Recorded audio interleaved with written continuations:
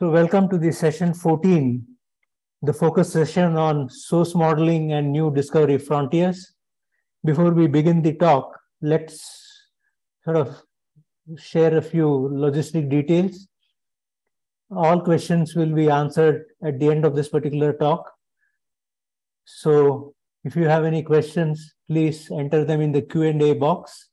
If you want to unmute yourself and ask, key it in as yourself, otherwise anonymous. With that, let's begin the first talk. I am happy to invite Luc Blanchet to give this talk on gravitational wave tails of memory and the phase of compact objects at the 4.5 pn order.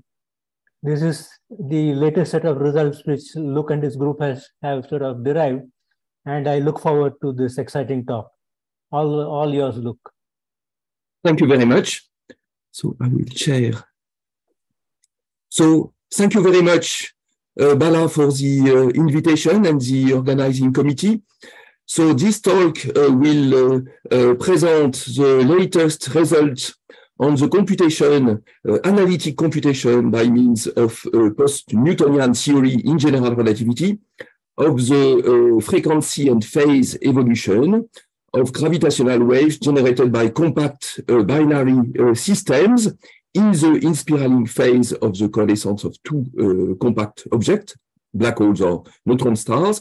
And in particular, we shall describe the recent computation of a particular effect, which can be called the gravitational wave tails of memory. This is a combination between nonlinear effects, namely nonlinear tail effects, and the nonlinear memory effect, which enters precisely at the 4 pn order beyond the Einstein quadrupole formula, and is therefore crucial to include in the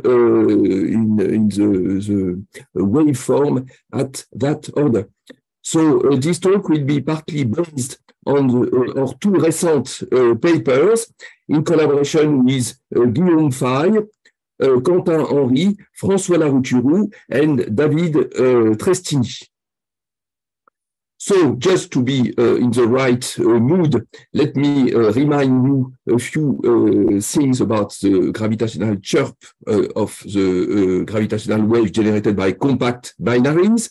We first have an inspiraling phase much prior the final merger, where you can describe the evolution of the binary through radiation reaction by post-Newtonian theory, using point particle approximation. That is, you describe your compact object by just point particles, masses, described by just masses, and possibly by their spins. It is crucial to include the effects of spins, and especially the spin precession if the spins are not aligned with the orbital angular momentum.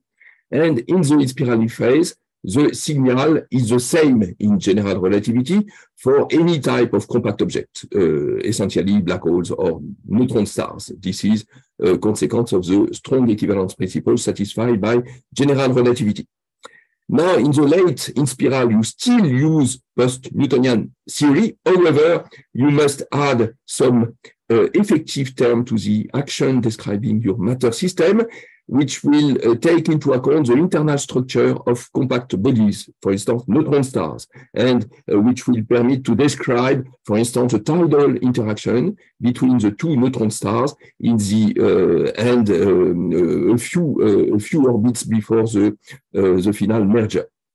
And finally, we have the merger and post-merger, which is, I would say, the realm of numerical relativity. Also, there are phenomenological models which can interpolate between the initial phase described by post-Newtonian theory and the final merger phase described by numerical relativity.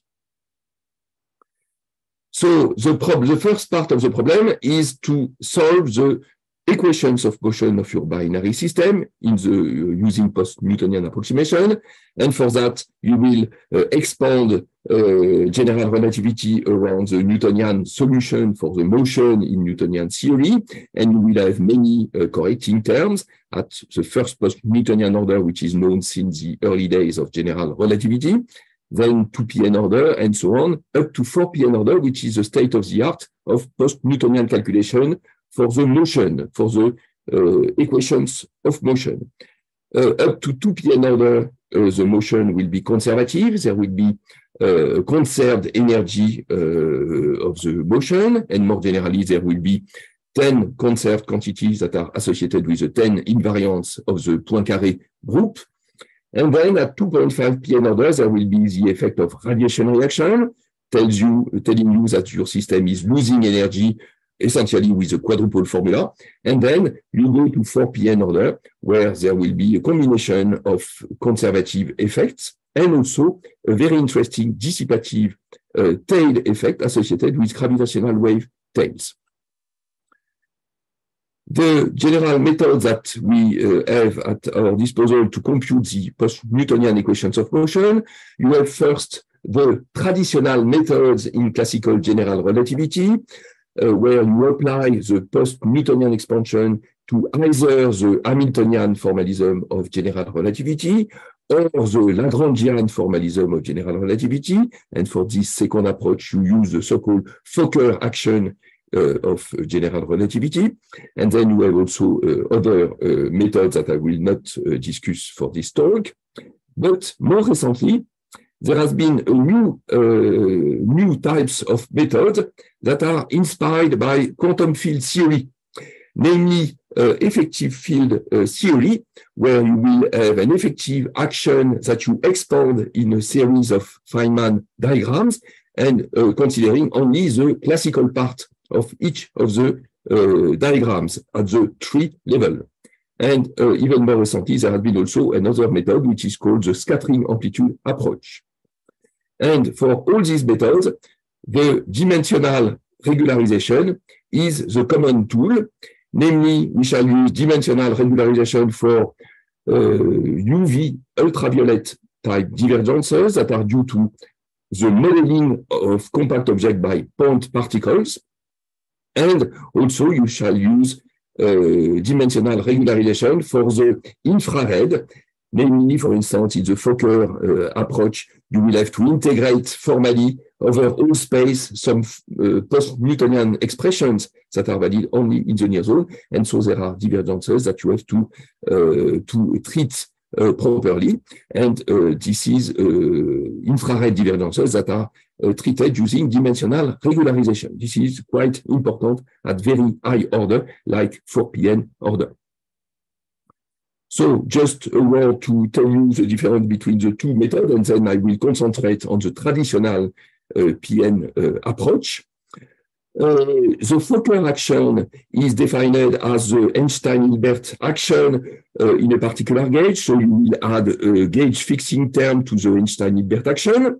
And as I said, you may use point particles in the in-spiral phase of the coalescence of two compact objects, just associated with the masses of point particles and possibly their speeds. Now, you will vary this action with respect to the metric and then obtain Einstein field equations that you can solve iteratively in a post-Newtonian way by obtaining the metric and obtaining the metric as a function of the field point and of the source points that are the particles.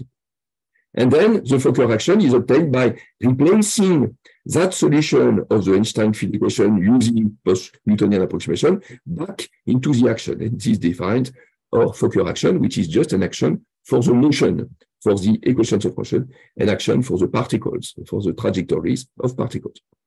On the other hand, the effective field theory approach uses the effective action, which is obtained by integrating over the gravitational degrees of freedom using an expression like that. And the two methods are completely equivalent at the level of tree diagram, as I said. You may define all the diagram in effective field theory. There will be compact binary, which will be a quadrupolar source, which emits a graviton, which will be associated with a quadruple radiation. And then there will be also diagram where you have an interaction with the mass of the binary, the Coulomb field generated by the mass, total mass of the binary system, which will give you this diagram where, again, you have a graviton which escapes to infinity, which is the radiation that you want to compute. And you have more complicated diagrams where you have the coupling between two quadrupoles, which gives you a contribution to the quadratic order to the field. And you have also effects in the near zone where you have gravitons that are emitted and then reabsorbed by your system. And then they may also interact with the Coulomb field of your binary. And all these diagrams have an equivalent in the traditional PN approach. You will have tails effects that correspond to this diagram, memory nonlinear memory effect which correspond to this diagram, and also you have the radiation reaction terms that are associated with these diagrams. So in all these diagrams, there will be closed loops. However, all the loops are attached to the particles themselves. There is no purely quantum loops that are neglected in these three approximations. And once you neglect them, then there is completely equivalence with the post-traditional, post-Newtonian approach. The state-of-the-art of equations of motion is 4PN order, and all these approaches have been used to obtain the solution. There is agreement, complete agreement between all the groups on the results. And let me emphasize that the first results for the complete equations of motion at 4PN order were obtained by using the AGM Hamiltonian approach of GR. However, in this approach, there was one regularization ambiguity left at 4PN order, which was fixed by comparing with an alternative approach based on gravitational self-force calculation, perturbative approach using black hole perturbation in the limit where one of the particles has a mass which is very small with respect to the other one. The Fokker-Lagrangian approach obtain first the complete equations of motion at 4PN order without any regularization ambiguity from first principle, from scratch, I would say, in post-Newtonian theory. And the EFT approach confirmed totally the result, that the result can be obtained completely using dimensional regularization from scratch using post-Newtonian theory up to 4PN order.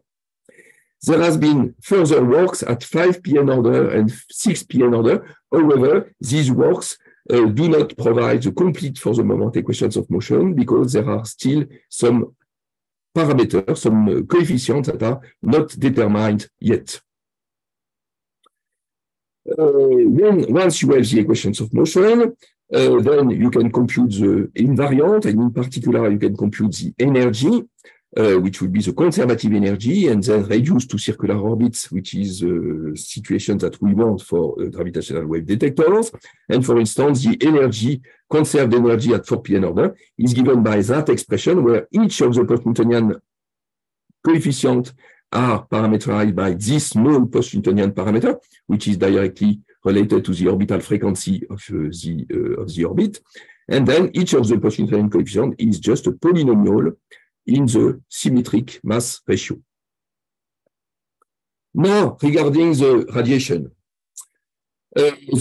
previously the state of the art on radiation was 3.5 PN order beyond the Einstein quadrupole formula, which corresponds to the Newtonian approximation, and which is itself a small contribution to the equations of motion at 2.5 PN order.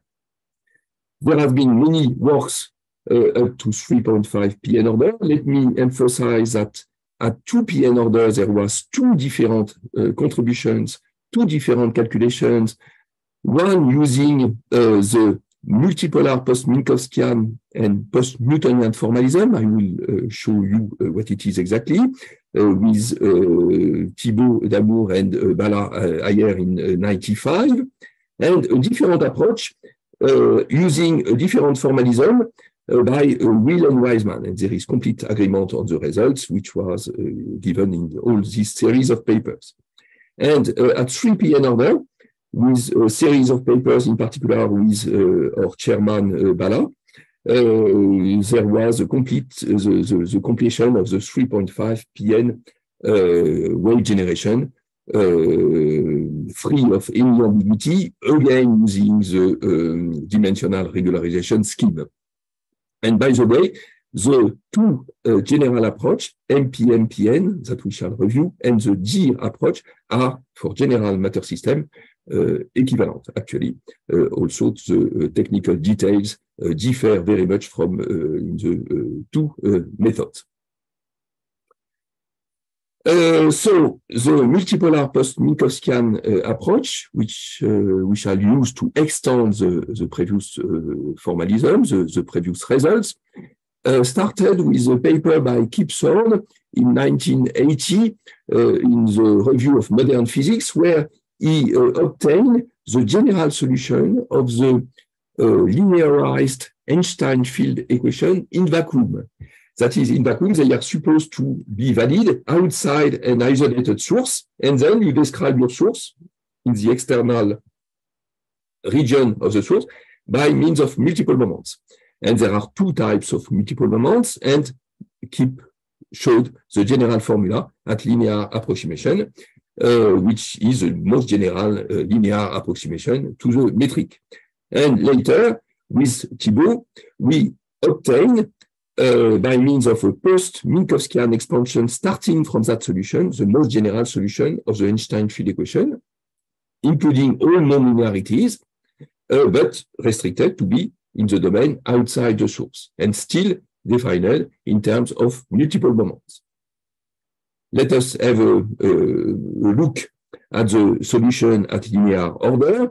So you are solving very simple equations since you are in vacuum and you are, say, these are just to solve wave equation in a certain coordinate system, harmonic coordinate system. And you have the general solution, which is in the form of multiple series parameterized by these multiple moments. The multiple moments, you don't know what they are because they are supposed to describe a general isolated source that is not yet specified at this stage. Let me remind what was the situation, the sad situation, I would say, in the field in the 80s.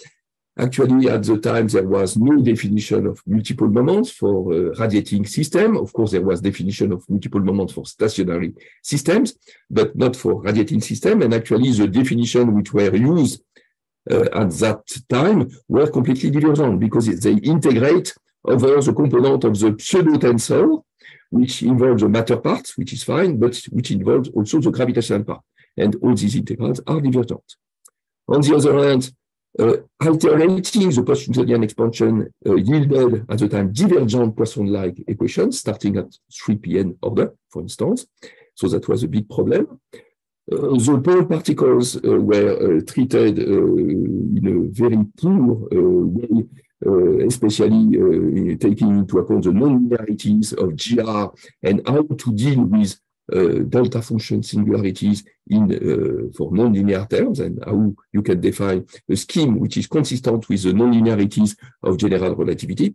That was poorly understood, and no non-linear effects were taken into account, tails, memory, and so on. So, as I said, the multipolar post-Minkowskian expansion, some early ideas came from papers by Bonner and his group. So you expand as a in a post-Minkowskian expansion where each term is a multiple series. So there is a capital M which says that it is a multiple expansion as well. The first term is Kipson's linearized approximation, and then each of the term, nonlinear term, is computed by applying a regarded integral, but which has to be regularized because the multiple expansions are divergent when R tends to 0. They are not valid inside the source, of course. And so you want to obtain a solution valid outside, and then you can get a solution by using this operator where you have a regularization factor defined with some B parameter, okay, which comes from the divergence when R tends to 0. And there is a finite part. And you have to do some analytic continuation in the B parameter. And then you have a very flexible operator that you can apply successively to any of the nonlinear order and iteratively, and then prove theorems on the general solution obtained in this way. in principle, if you do the construction in harmonic coordinates, you will have a problem because there is a well-known deviation of the retarded time in harmonic coordinates with respect to a true null coordinate. Namely, there will be some logarithms which are associated with this deviation of the light cones in harmonic coordinates with respect to null cones. So this is a problem, and generally we perform a change of coordinates in the end of the calculation in order to be in radiative coordinates which admit a smooth expansion at future null infinity. However, there is a better method, which is to directly construct this solution directly order by order using in radiative coordinates. So you can correct at each order in the iteration in order to have radiative coordinates. And at the end, you get an expression which does not contain any logarithm or powers of logarithm, which is smooth expansion at future null infinity, on which you can compute, we can obtain directly the observable at infinity. So this is a very powerful method which we have used for the tails of memory recently. So this formalism is incomplete because you need to specify what is the source. What does it mean, this noise, Bala? Okay, so this formalism, you have to match it to an actual source, post-Newtonian source, and for this we use a matching equation which will tell you that the multipolar expansion, which is valid in the exterior of the source, can be matched to the post-Newtonian approximation in the interior of the source, modulo the theory of matched asymptotic expansion, and we have a powerful matching equation which does the job.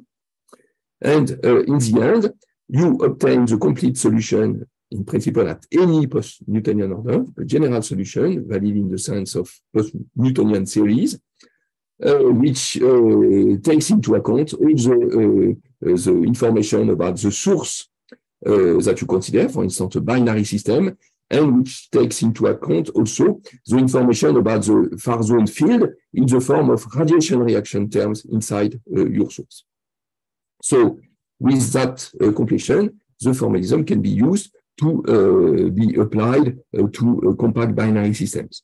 So let me remind that there is the most famous nonlinear effect is the tail effect, which corresponds to this diagram where you have a quadrupole wave which interacts with the Coulombian or Newtonian field generated by the mass of the system, which would be the ADM mass of the compact binary system, for instance. And this is an effect at 1/3 C3, which is 1.5 Pn order beyond quadrupole formula. And associated with that, there is also an effect in the motion of the particles, which can be described by this contribution to the Fokker action of describing the motion of your compact binary. And this is completely consistent between the two, that is, flux generated by this will be equal to the consistent with the waveform that you can compute from the motion itself. This effect has been measured by LIGO-Virgo detectors. Namely, we have post-Newtonian parameters, which are the parameters entering the orbital phase evolution of your compact binary in the in-spiral phase, that are checked by experimentally against data up to 3.5 Pn order. And the tail effect is a contribution at 1.5 Pn order corresponding to this diagram, and it has been checked in this graph by LIGO-Virgo up to say 10%. Maybe there are better figures with more detection since then, but essentially the effect has been detected. Besides the tail effect, you have also the nonlinear memory effect. This corresponds to the coupling between two quadrupole generated by the system, and then there is one vertex, and then coupling between these two quadrupoles, which gives you a quadratic contribution to the waveform, which is described by this integral, which extends again on the path. There is a memory effect, a memory on the past history of the source. And this effect has a very nice interpretation. This is just a gravitational wave re-emission of gravitons by the gravitational wave itself. And there are prospects for detection as well. Okay, so now let us go into some details about the recent calculation. So first of all, we use systematically dimensional regularization. So we must do our calculation in d dimensions.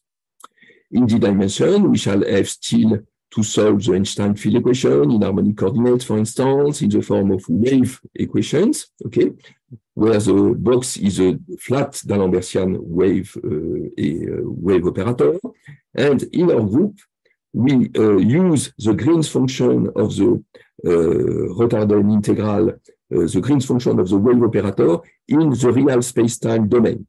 Our colleagues from effective field theory use the Green's function in the Fourier domain, but us, we use just the expression of the Green's function in the real space domain, and we know that this is the power of the Minkowskian interval between the 2 points, for instance, if you consider the Green's function between 2 points.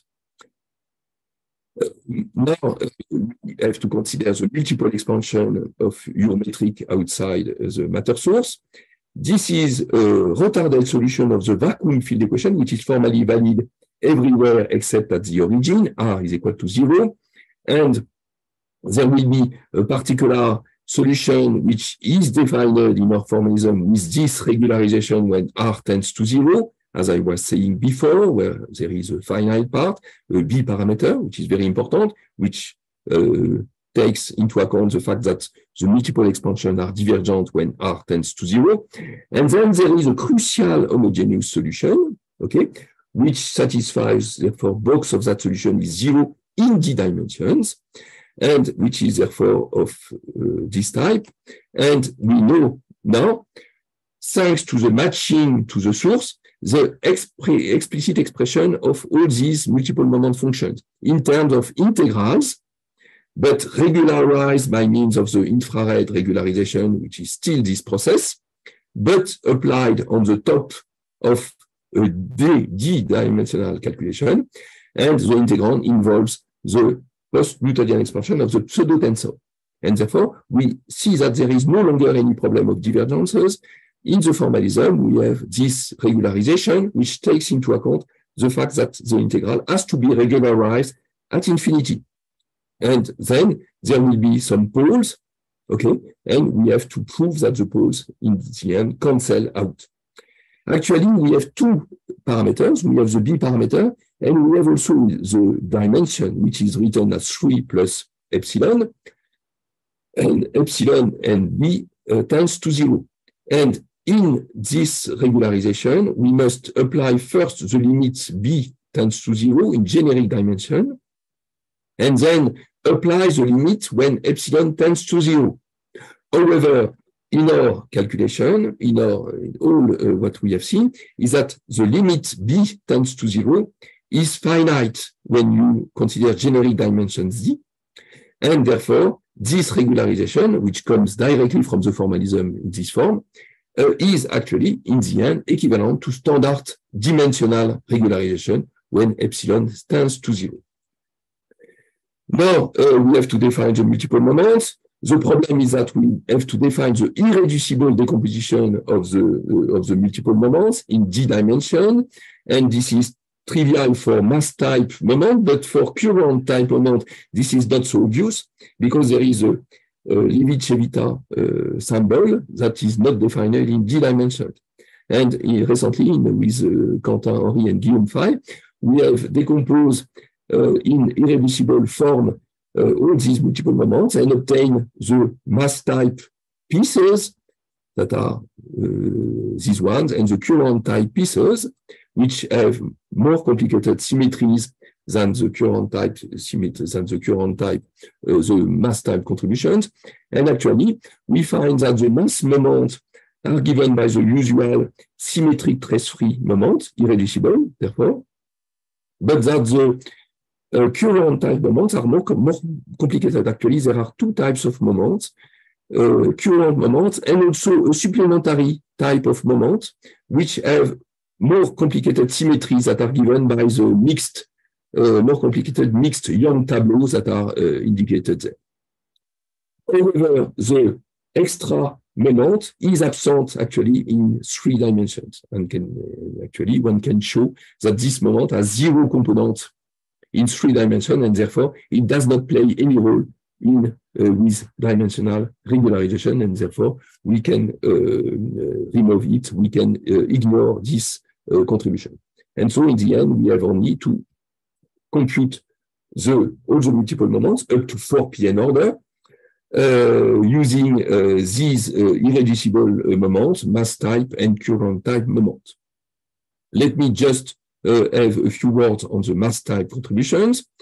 The mass moments, or the mass quadruple moment, is given from the matching, previously matching by a complicated expression which has this form, where the B epsilon regularization is systematically applied on the moment.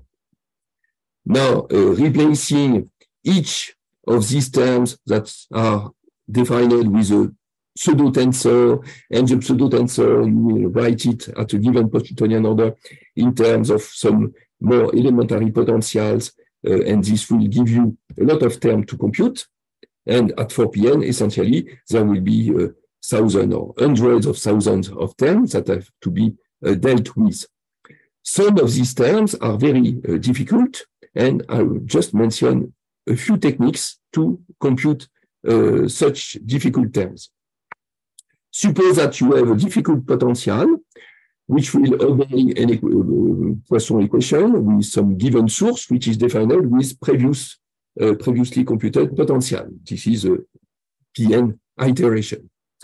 Then we can compute an integral which is difficult like that, where this difficult potential is multiplied by something simpler. For instance, you can have a linear potential like the Newtonian potential. And we use a method of superpotential. We generate from the linear potential a series of supplementary potential by this hierarchy of Poisson equations. And then this permits to integrate by part this integral in order to obtain a term which depends not only on the potential P, which is difficult, but on the source of that potential, which is much simpler. And then we can compute the rest. This is modulo surface term, and the surface term is computed simply by expanding at infinity, which is much simpler, and keeping only the term which contributes to the surface integral at infinity. Let me mention also that we use systematically Schwartz distributional derivative for the derivative of all the potential, and systematically applied in D dimensions. So with these techniques, we have completed with François, Quentin, and Guillaume 2 years ago, the quadruple moment at 4 p.n. order, the mass quadruple moment at 4 p.n. order. So we have UV divergences that are associated with delta functions describing the compact object. All the UV divergences are treated with dimensional regularization, and we prove that all these divergences can be renormalized by appropriate shifts of the particles worldwide. So there is a renormalization at work here. At 4 p.n. order, there is a non-local term, which is associated with stage. This is a new feature of the quadruple. Look, 5 minutes left. Okay, thank you. Then we have infrared divergences, and then these divergences start to appear at 3 p.m. order. However, they are equivalent to Hadamard regularization, and only at 4 p.m. order do we have new features and then new poles due to infrared regularization. And we have proved that all the poles are cancelled out at 4 p.m. order.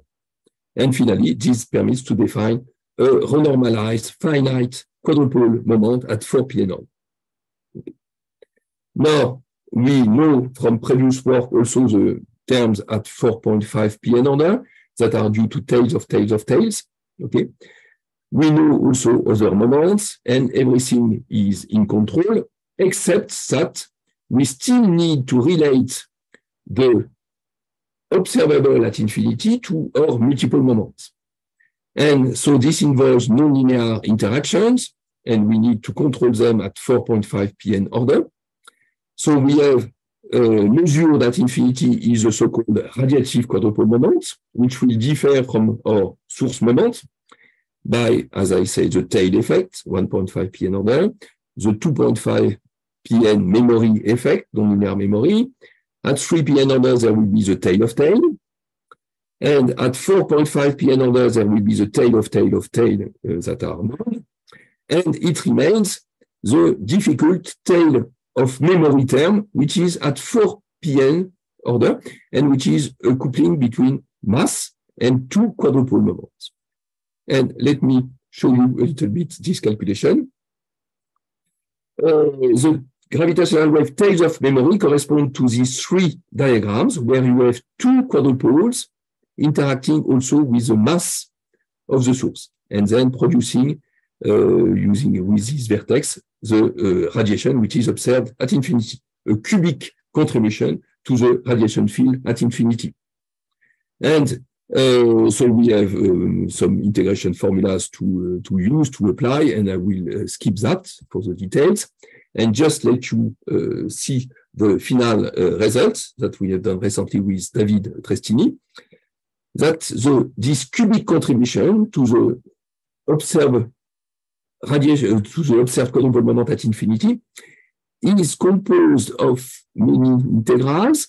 You have integrals that look like tails, so you have logarithmic kernels, you have these two quadrupoles, or you have one quadrupole outside, one quadrupole inside, and all these are rather standard tail-like integrals. However, all the coefficients, of course, are very important to control. But there is also one term which is made of a double integration over the two quadrupole moments.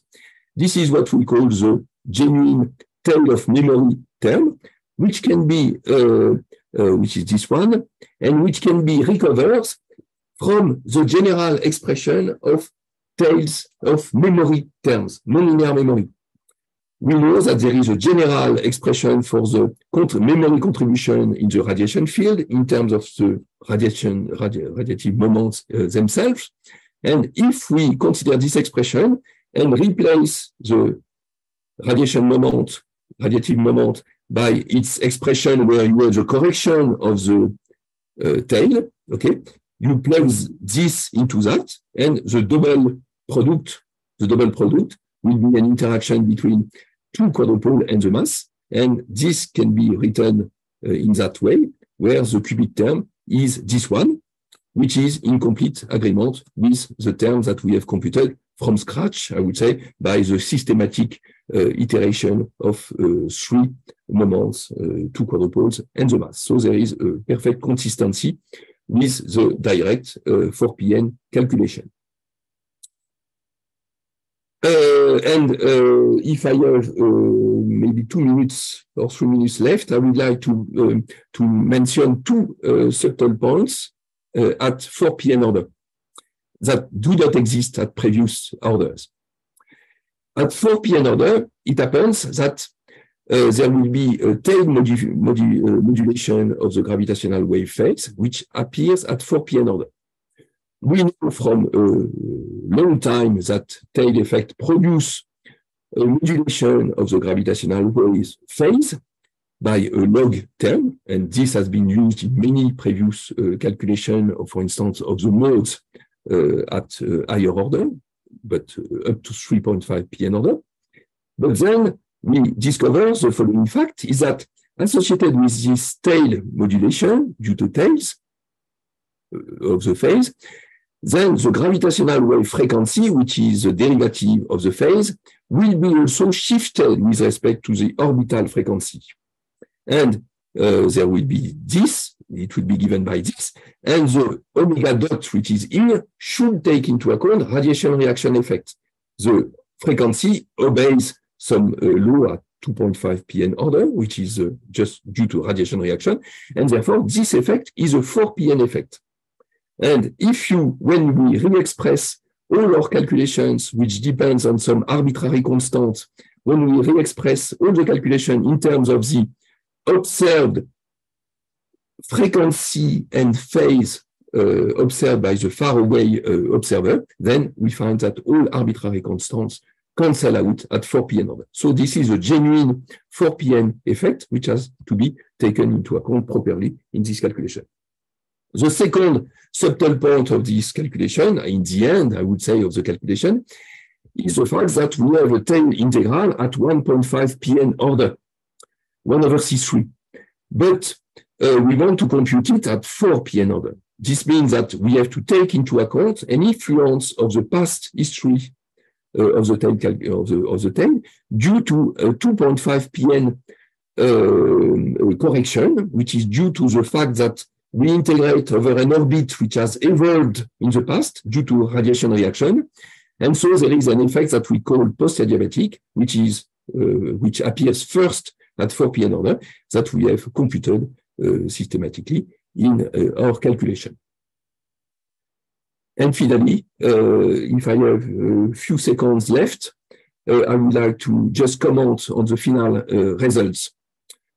First of all, we have computed the 4.5 pn gravitational wave energy flux for circular orbits. Actually, we have expression for general orbits, but they are extremely long, and we provide them in some ancillary file. And so this is a standard Newtonian flux corresponding to the quadruple formula, and all the corrections are there up to 4.5 pn order. Here is the correction at 4 pn order, and again, these are polynomials in the mass ratio, symmetric mass ratio, but there are some logarithms that appear. And in the test mass limit, mu tends to 0, we exactly recover the result of linear black hole perturbation theory that are known by these Japanese people from the 90s. And in particular, all these coefficients, all the mu coefficients perfectly agree with the perturbation limit for the flux at infinity. And we can compare this with self-force calculation beyond the leading approximation.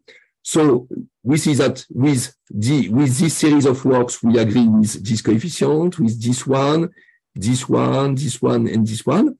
However, recent progress on gravitational self-force for the flux at second order gravitational self-force in the second order of the mass ratio tending to 0. We have compared it also thanks to the contribution of Adam Pond, and which provided us this plot, where it is shown that the contribution in blue, this is the difference between the numerical second order self-force and the analytic calculation, taking into account the correction, mu correction, which correspond to second order self-force. It's a term which is cubic in mu square mu, and we don't control with the second order self-force calculations the mu square that are there, but nevertheless, we have a check here of the contribution in linear in mu here, thanks to this. And in blue, this is the difference between the numerical self-force calculation and the analytical one.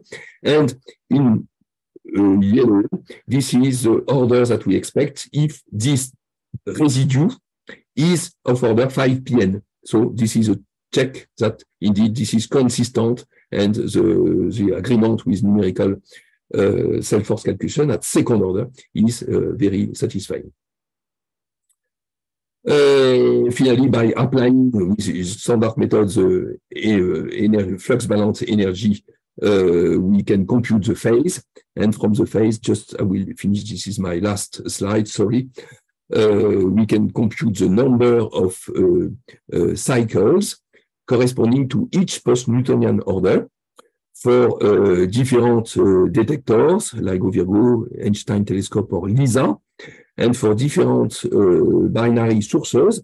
And in all these cases, we see that the 4pn and 4.5pn order contribute very, very small to about a tenth of a cycle over thousands or tens of thousands or even maybe millions of cycles for the entire coalescence in the entire band of these detectors. So this seems to say that the post-Newtonian approximation has converged well and is probably very close to the exact solution, and that maybe systematic error due to the neglect of higher order PN terms would be very small when especially for LISA detection. Thank you very much. Thank you, Luc, for this overview of this great work. So if you have any questions, let's go and check. So there are no open questions. So meanwhile, if anybody wants to ask a question, please let me know. So Luc, you said that the 5pn and 6pn, there are some undetermined coefficients. Yes. But how many are there? Quite a few of them? Yes, a few. Yes, let me. Yes. There are, I believe, 2 coefficients at 5pn order and 3 coefficients at 6pn, something like that. And the rest has been. I see. Thank you very much. Yes. So these coefficients are difficult because they are due to so-called radiation modes. Due, for instance, tails memory, which because of which contribute to the conservative dynamics, but this is due to the radiation at infinity, which has an impact on the conservative dynamics for the equations of motion. Thank you very much. Any other question before we close this session? Thank you, Luc, once again. I don't see any other hands up. Thank you very much. Yeah, so we will close this part of the lecture, and I think we have about 10 minutes before we start the next session. Megan, is that right? Okay, so welcome to the second plenary talk of the evening. It's evening for me, morning for some others. So the title of the talk is New Discovery Frontiers of Gravitational Waves. After 3 runs of the LIGO Virgo, black hole binaries are boring. So let's see what Ben has for us. Okay. Thanks, Paula. Thanks, everyone, for sticking around. It's a late Friday night for many of you, and Friday after a big meeting full of big stuff is late for everybody. And thanks for the organizers for asking me to talk about something fun and different. Yes, indeed, new discovery frontiers of gravitational waves. And I should say, there's plenty of LISA talks. I was asked to talk about ground-based stuff. So, yeah, let's talk about the setup very briefly. You probably heard by now that there are 4 types of gravitational wave signals. You can divide them into short versus long, top versus bottom on this plot, and that's roughly according to does the do the beam patterns change with the rotation of the Earth or not? While the signal lasts. And you can divide them into precise models versus rough models. Do you model every wiggle on the waveform good enough to do matched filtering with a straight face, or are you talking about rougher things? So these map in roughly into compact binaries, stochastic background, continuous gravitational waves, and other stuff, which we generically call bursts. And you've heard lots and lots of talks. There's always lots and lots of talks about the compact binaries because, well, for very good reasons, those were the first ones discovered, and there's plenty of them now. And then we just heard big news from Sarah Vigeland and many other people about, with the pulsar timing arrays, this stochastic gravitational wave background. So, that's the prototype of the long signal that you can't predict in advance. And so I'm going to talk about, I was asked to talk about the other two corners of this diagram, the stuff we haven't seen yet. Over on the bottom left, long, precisely modeled signals, continuous waves. You can think of that like a pulsar with a mountain rotating around, impressionistically depicted here. And then there's the category of bursts can cover all sorts of stuff. I'm going to focus on impulsive events related, magnetar flares and pulsar glitches triggering neutron star modes maybe, and I'll mention supernova explosions a little bit because I thought there was going to be a talk on this, and it turns out at the last minute there's not. So this also, if we're talking about the future, this also comes in the context of the march of progress in gravitational waves here over on the left, and there's all sorts of other stuff going on in the electromagnetic side. And you've already heard plenty about this from a couple of other people, Edwige Tunefje talking about the near future of LIGO, Virgo, Kagra, similar things, and Bram Slag-Mullen talking about things that are further off. And there's sort of a line, these are sensitivity curves, strain noise versus frequency. LIGO, advanced LIGO, otherwise known as 04, design sensitivity is here. That run is going on now. In a few years, there's LIGO A+. The noise goes down a little bit. LIGO A sharp, or there's another similar sensitivity idea called Voyager that rounds out the 2020s, and then we get into the 2030s. On the ground, you're talking about Einstein telescope and a cosmic explorer. Fair warning, I'm head of observational analysis for Cosmic Explorer, so I'm going to be sort of talking up that a bit. Here's a couple of possibilities, 20 kilometer or 40 kilometer. We're still talking with NSF. It's a long process. There's been some progress. There was a NSF Math and Physical Sciences Advisory Committee submission. Matt Evans is the first author. That was on archive last month. And then there was something out just last night, at least in my time zone, with a bit more detail. We were working like crazy on that. And I'm going to have a little bit of that and some other things coming in this talk. And over on the electromagnetic side, there's all kinds of instruments that are going to be operating in the near future and the further future contemporary with Einstein Telescope, Cosmic Explorer. There's Rubin, there's the NGVLA, EXTP, Athena. These are X-ray missions. But I really wanted to give a shout out to the Square Kilometer Array, because that's something that should detect just about all of the pulsars that can be reasonably detected, 20,000 or so, compared to the 3,000-ish that we have now. So for every pulsar I'm going to talk about later, we're going to know about several by the time Cosmic Explorer and Einstein Telescope come around. And these instruments are also going to be looking at things like supernova remnants, pulsar wind nebulae, central compact objects, which are very relevant. So let me start, like I said, with continuous gravitational waves, and this will actually be the bulk of the talk because there's a lot here, even if we can get one detection. There's a nice review by Keith Riles you can look at for more detail on this, but basically think about pulsars. These are long, slowly evolving narrowband signals, and yes, pulsars like the crab over here in X-rays, these are one of the things that we look for. You get Doppler modulations and polarization modulations as the detectors move around every day and move around every year. So the frequency wobbles, and these happen on a faster time scale. The intrinsic frequency evolution is years or thousands of years or longer, and there's more information there. So computationally, mathematically, these are very difficult searches to do. There's still significant work on improving detection algorithms, for example.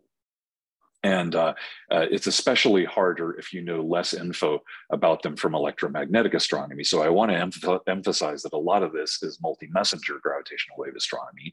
So with pulsars, it's the best case. You know exactly where on the sky to look. This little dot in Chandra is sub-arc second resolution. And you can look at that. There's a frequency f dot, there's all the timing parameters. You can do a great job searching for that. And then as you go down the scale, it costs you more and more, and you have less and less sensitivity. There are things like Cas-A, where there's a little glowing dot in the middle of the remnant, but you don't see pulses, so you have to look at a bunch of frequencies. SCOX1, okay, this is a cartoon actually, but you know where to look. But again, you don't know the frequencies. And then there's more complicated stuff. I'll talk a bit more about that. And there was a long talk by John Whalen earlier. And then you can do all sky surveys where you don't assume anything essentially. And you can do that, but it's very expensive and your sensitivity goes down a bit. So those are the different types of searches for practical reasons.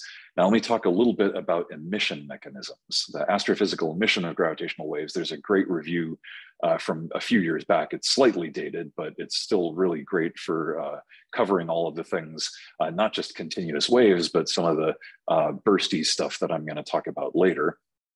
And like I said, you know, the sort of basic emission mechanism you can think of, you could poetically call it a mountain. To be a little more correct about it, you have an elastically supported mass quadrupole, or an ellipticity on the neutron star. It's not axisymmetric, so as the star rotates, you get the time-changing quadrupole moment that you need for gravitational wave emission.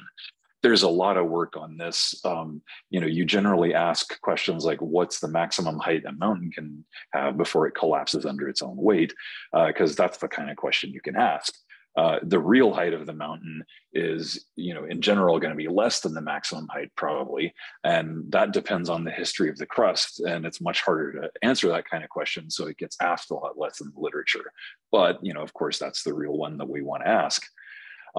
You can have what are sometimes called magnetic mountains or magnetically supported ellipticity. And the basic idea there is just like they taught you in your E&M class, magnetic field lines, you can kind of think of them like steel wires. They actually, if you wrap them around the star like this from differential rotation in the beginning, you know, they can sort of squeeze the star and you know, deform it that way, and you get gravitational wave emission as it rotates. And the great thing here is that the internal magnetic dipole has to make a mass quadrupole, so there's less of a question of maximum versus real height, at least if you know the internal field. And there's a bunch of talks on this actually that you've mostly already heard, hopefully. There's a third emission mechanism of the main three for continuous waves. There are these funny R modes or rotation modes. The Coriolis force restores them. And so they have this funny sort of pattern of distortions that rotates with the star. Like if you put what are circles on the unperturbed star, you get this sort of thing rotating around. And they emit through current quadrupoles rather than mass quadrupoles. So Luc Blanchet was just talking about how those come up in the post-Newtonian gravitational wave calculation for compact binaries. Well, they also come here, and you know, that would be a really awesome thing to detect. I mean, we've seen, you know, plenty of current quadrupoles. The post-Newtonian stuff is right. You know, we've seen evidence there, but seeing it in continuous waves would be really awesome because that would be the primary emission for some sources. There's this instability version of the Chandrasekhar-Friedman-Schütz instability where it's prograde versus retrograde in different frames, and so that can grow these things up to some maybe hydrodynamical saturation amplitude. And they're not going to be emitting at integer multiples of the spin frequency. Like these other mechanisms would generally emit mainly at 1 or 2 times the spin frequency of the star. R modes, it's like 1 point something. And there was a talk by Ghosh about that. Now, I'll just, for the sake of completeness, I'll mention a couple of other things. This is probably rare, but you can get a similar thing going on from free precession, like a tumbling US football.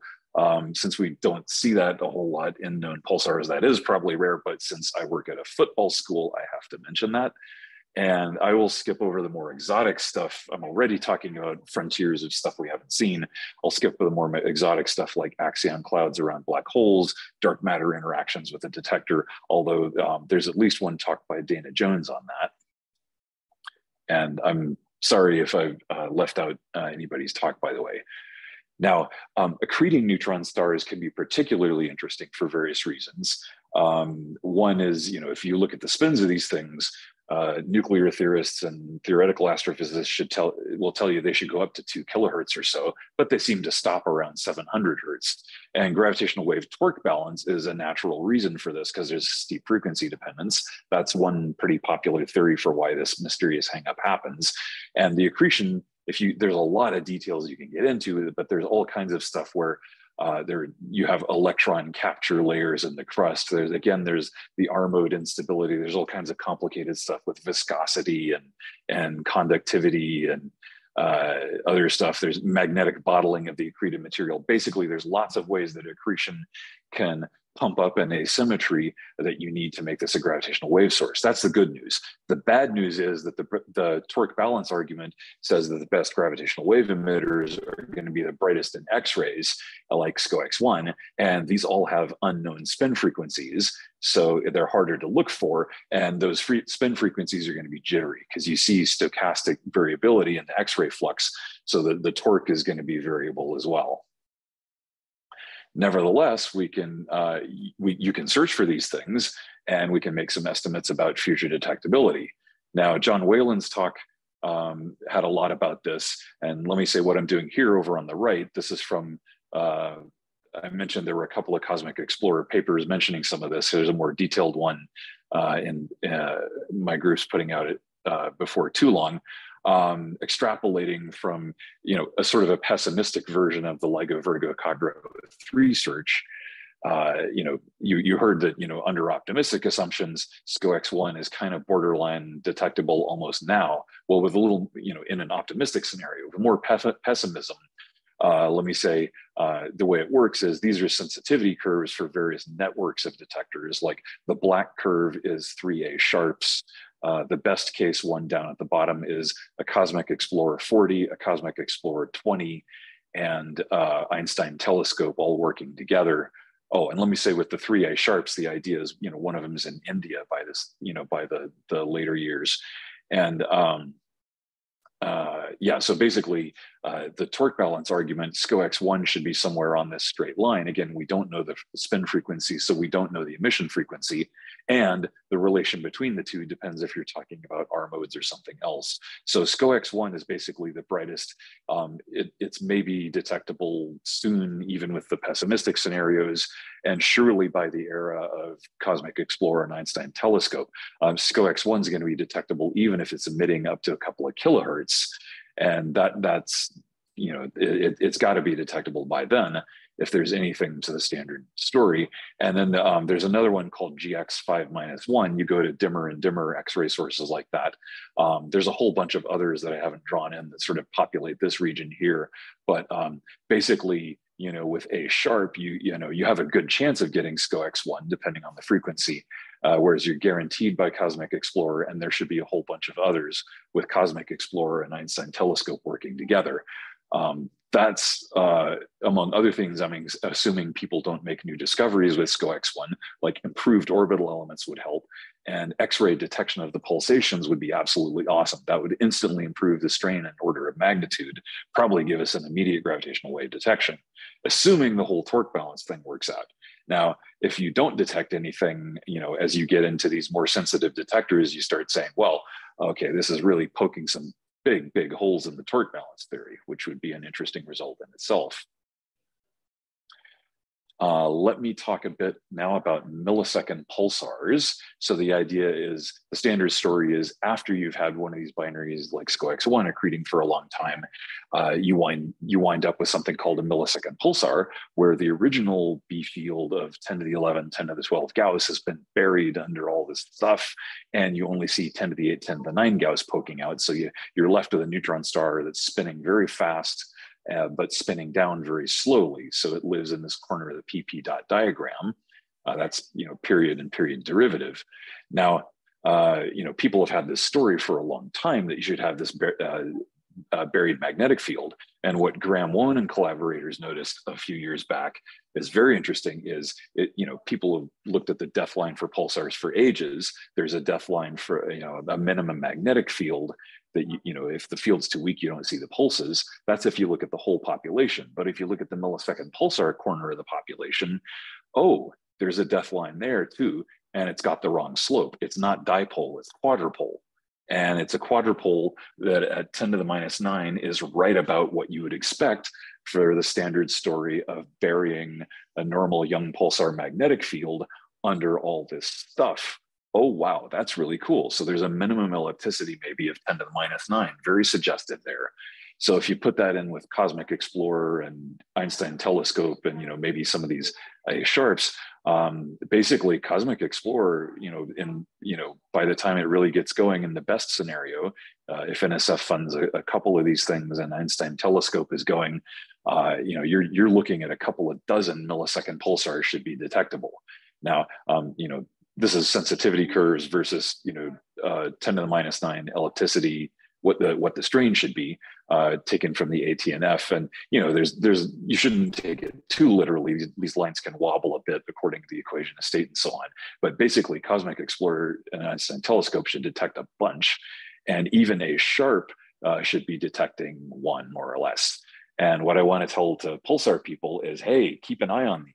The pulsar's gravitational wave, LIGO, Virgo, Kagra, Cosmic Explorer, Einstein Telescope type detectors are interested in. These are not necessarily the standard one you guys are interested in, because if you look at this best one and dig through the ATNF catalog, there's no paper on it. It's from somebody's PhD thesis. They didn't write it up. Well, hey, write that up. Take a look at that, and these others too.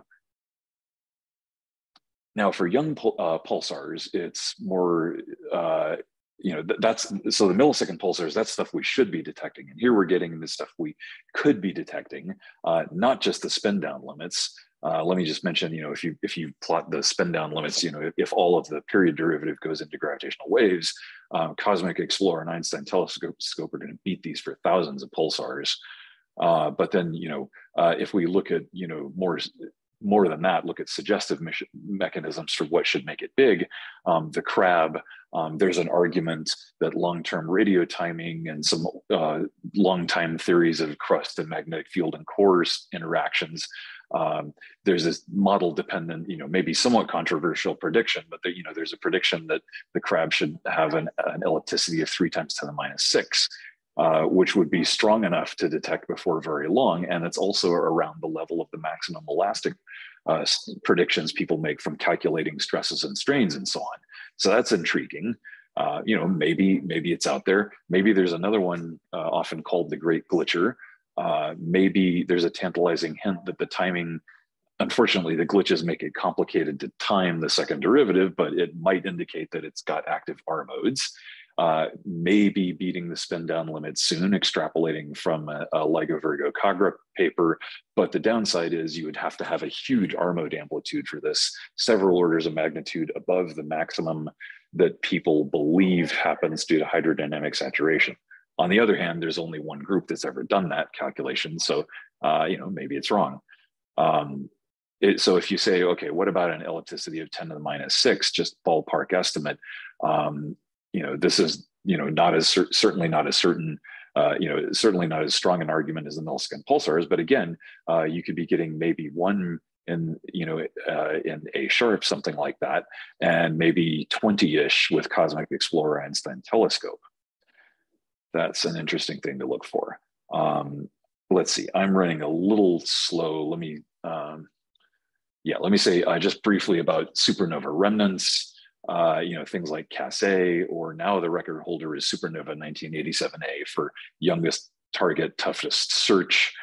Like SCO-X1, these depend on the frequency of gravitational wave emission, which we don't know. The big variables are the age and the distance.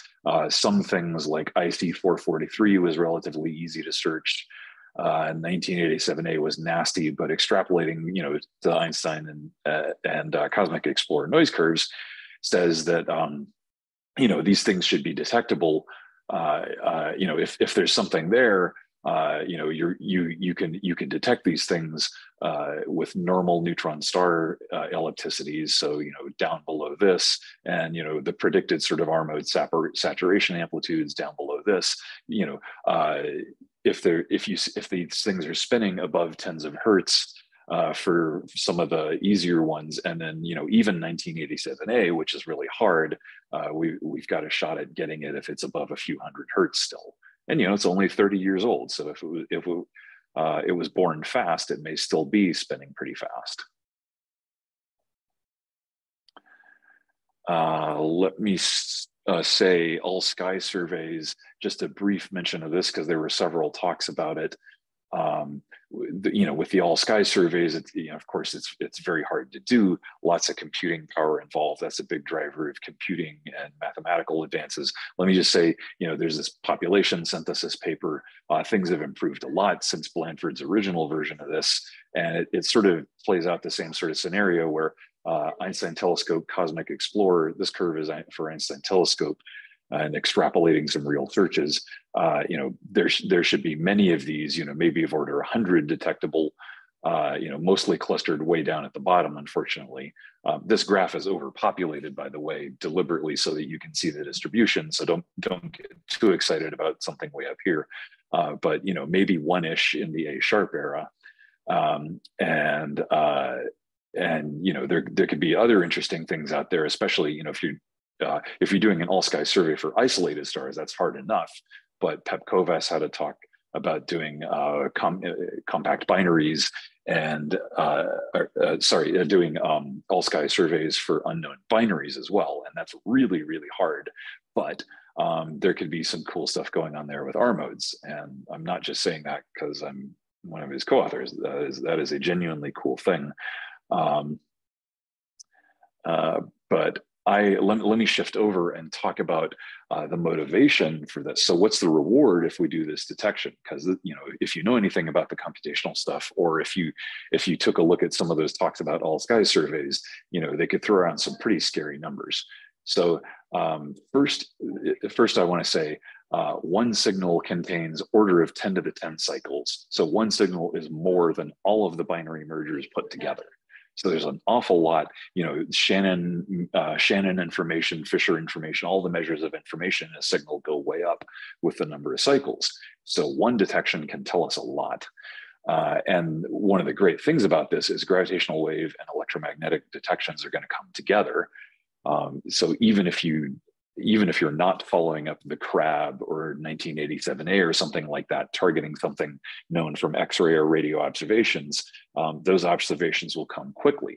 And so I'm getting ahead of myself. First, let me say, with 10 to the 10 cycles, that's 1 year of a moderate frequency source, but you can keep looking year after year after year, better runs. You can get all kinds of stuff eventually. And one of the advantages of these signals is you're not looking at a little burst of waves impinging on the Earth. No, you think about, a continuous plane wave going through the solar system, and the Earth goes around and around, and you're just swimming in this sea of waves. So your sky resolution is diffraction limited. So you get arc-second resolution or better at high frequencies, even with one interferometer, because you've got a 2 astronomical unit baseline. That's how far you move every 6 months. You can even get gravitational wave parallax in some cases. And again, this is even just gravitational waves alone, even one interferometer.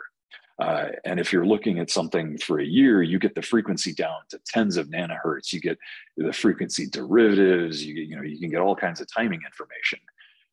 And even if you're talking about one of the searches where there's initially short coherence time, like SCOX1, John Whalen told you about that. You follow it up with longer and longer, and you get these really long observations. So basically, if you tell electromagnetic astronomers, here is something, here's a sub-arc second sky position, here's a tens of nanohertz frequency to look at, they can dig really deep. Everybody's going to go write director's discretionary time proposals. And if it wasn't known as an ENM pulsar, it very soon will be. So I'm going to assume we've got both from now on. So the first thing that leaps out at you when you got both is the gravitational wave to spin frequency ratio.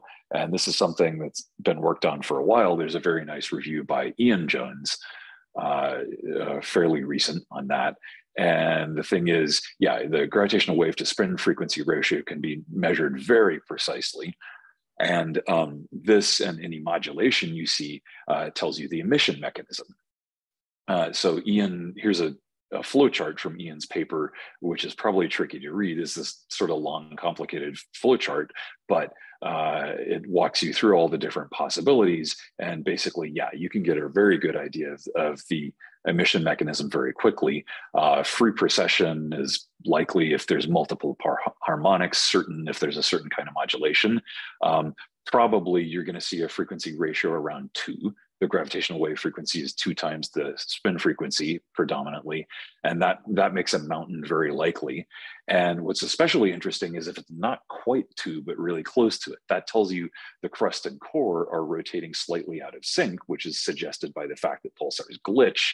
And the amount of frequency mismatch tells you something about the coupling timescale between crust and core, as they're gradually wandering out of sync and then glitching and getting back.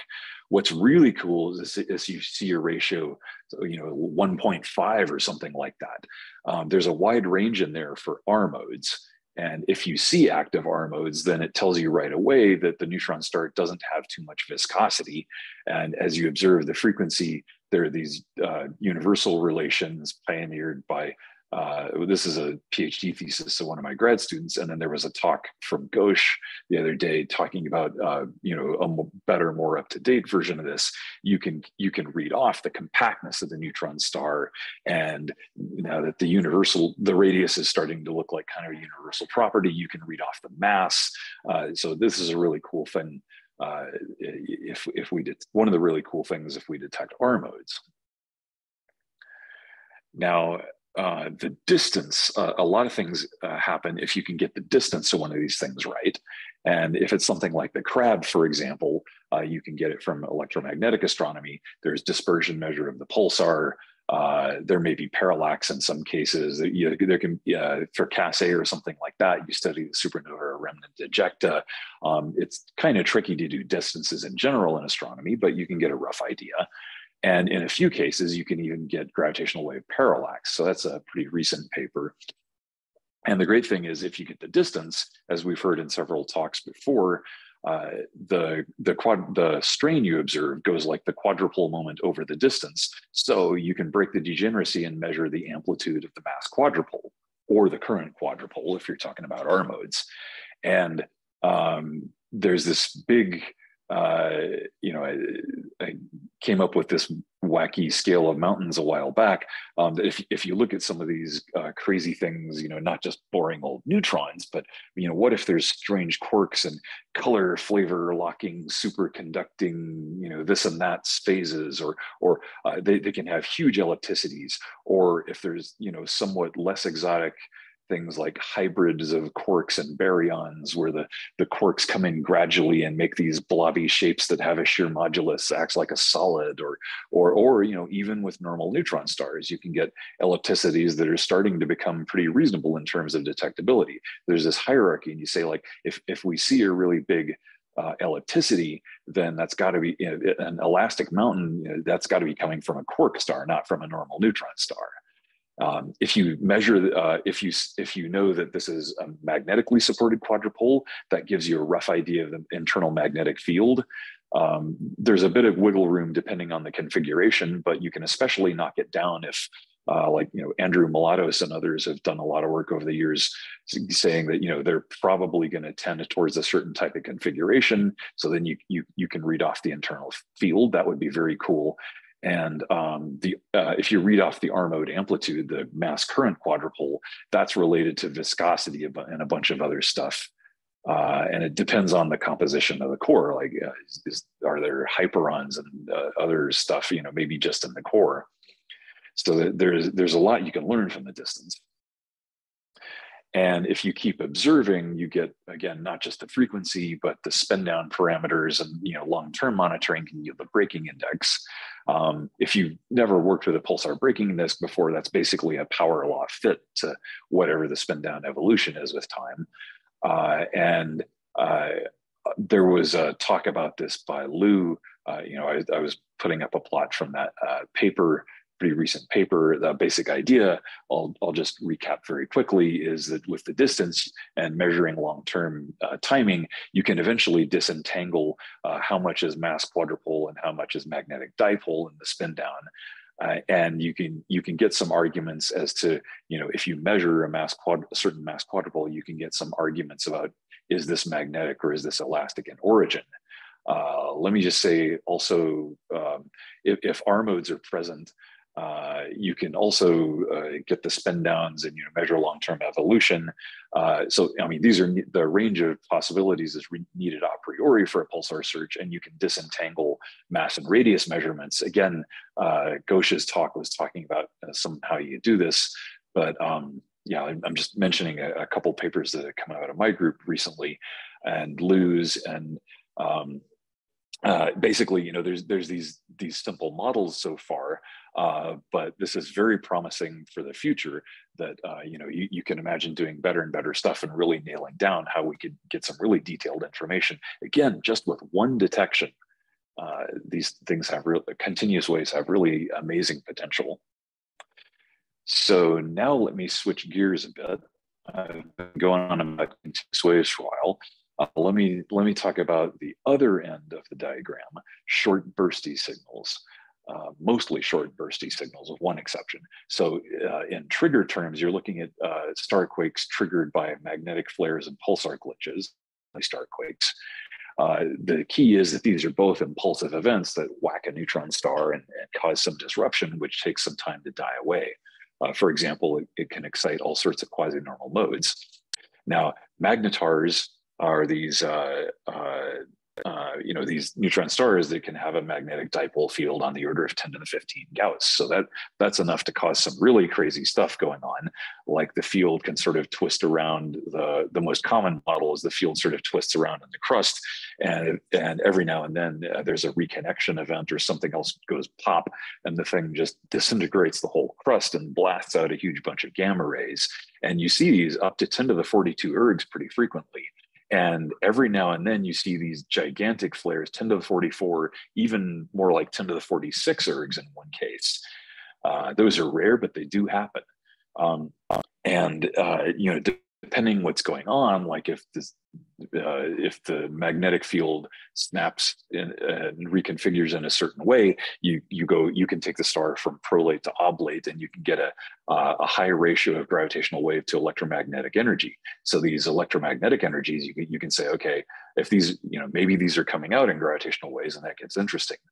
And let me mention that LIGO, Virgo, and Kagra have been doing searches. There was one that came out on arXiv a few months ago, I think, and they've been doing these all the way back since the 2004 flare, which was published in 2007.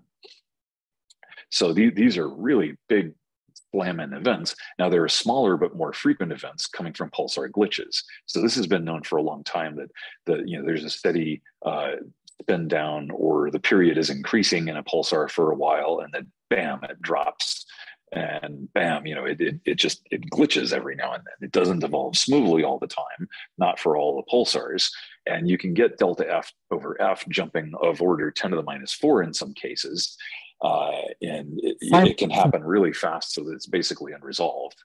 Okay, thanks. And the Vela pulsar in particular does this every few years, and it can go up to 10 to the 42 ergs. There was a search for that back in the 2006 glitch, and there's more recent stuff.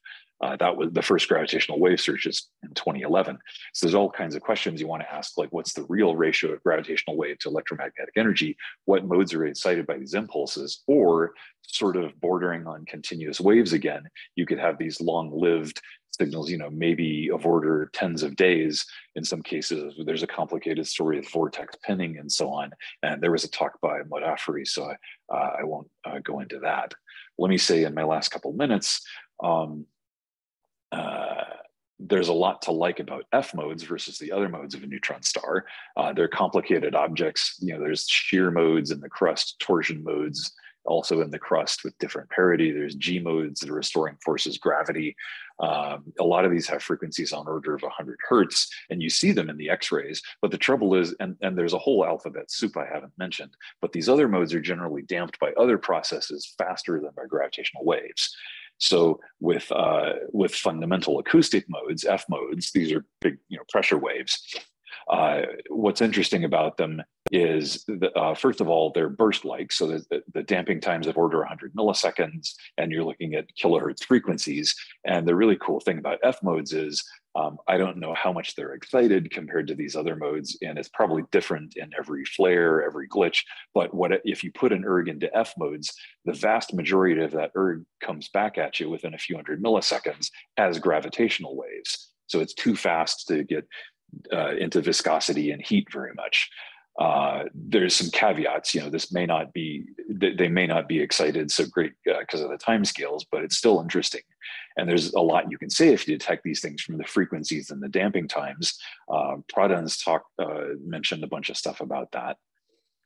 Let me mention detection prospects. There was a little bit of that in that one of those Cosmic Explorer papers on arXiv. There will be some more details coming out soon. But basically, if you look at recent LVK magnetar flares searches and you extrapolate, you say things like, okay, they could have detected 10 to the 44 ergs around the galactic center. They were searching for a lot of things, not just F modes. Robust search methods and Y parameter space are good, but they also cost you some sensitivity. Vela, again, has, that's at 0.3 kiloparsecs, so that's way off the end of this plot. 10 to the 42 ergs is, achievable even with the present generation of detectors.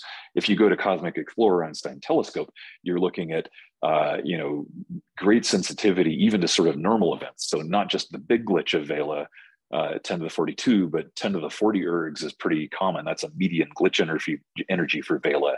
And 10 to the 42 ergs at the galactic center, well, that's a common magnetar flare energy, or more common anyway. And you could imagine all sorts of, more focused searches, better things you could do. So there's lots of cool stuff to look forward there. I don't have the same arguments as, for we should be seeing versus we could be seeing, but that's still a very intriguing possibility. Now let me put in one slide right here, almost at the end, core collapse supernovae, just because at the last minute, I realized there's not going to be a talk on that. The brief story, we did summarize this in the Cosmic Explorer papers on arXiv lately, but basically, most core collapses, even with Cosmic Explorer Einstein Telescope, they're only going to be visible in the Milky Way neighborhood most of the time. Like, maybe going out to the Magellanic Clouds. Sure, we had one there recently, but very rapidly rotating ones could be visible to several megaparsecs, but they're going to be very rare. So basically, this is probably once in a lifetime event. But if we're lucky enough to have one of these things, there's tons of information. You can see black hole formation, the angular momentum distribution of the core. Especially if you cross correlate with modulation of the neutrino signal, it'll be really loud in neutrinos if it happens in our galaxy. The hot equation of state as opposed to the cold one, collapsar cocoon models. There's all kinds of cool stuff people are coming up with, and I don't have time to go into that. So let me just summarize the takeaway message. Hey, don't forget these other two corners of the diagram. We haven't seen them yet, but continuous waves and bursts are also multi-messenger, also very cool. A few might be detected with improved versions of current detectors in the next few years, but by the time we're getting to Cosmic Explorer and Einstein Telescope, we should be seeing lots of stuff.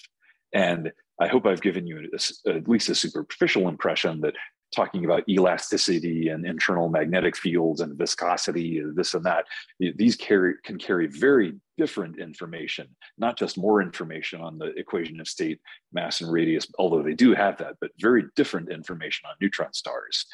And there's a lot of opportunities. There's a lot of work yet to be done. You can still work on improving searches and all kinds of cool theory and data analysis crossovers on what information we can extract from detections. So I think there's a very bright future here. All sorts of exciting discovery frontiers. Thank you for your time, and I'll take questions. Thank you, Ben, for this wonderful review of what is possible. Let's hope that something happens in this generation, but definitely it will happen by the third generation. So, participants, any questions? I don't see any questions in the open thing. Let me just see whether there are any hands up. Okay, we're starting to see some questions. Yes. So. Yeah, let me answer. Do you want to ask the question? Unmute yourself and ask the question. Can they even unmute? Yeah, they're not able to unmute themselves. If Bala. Okay, so I'll repeat the questions then. So I just do this Q&A box and answer live.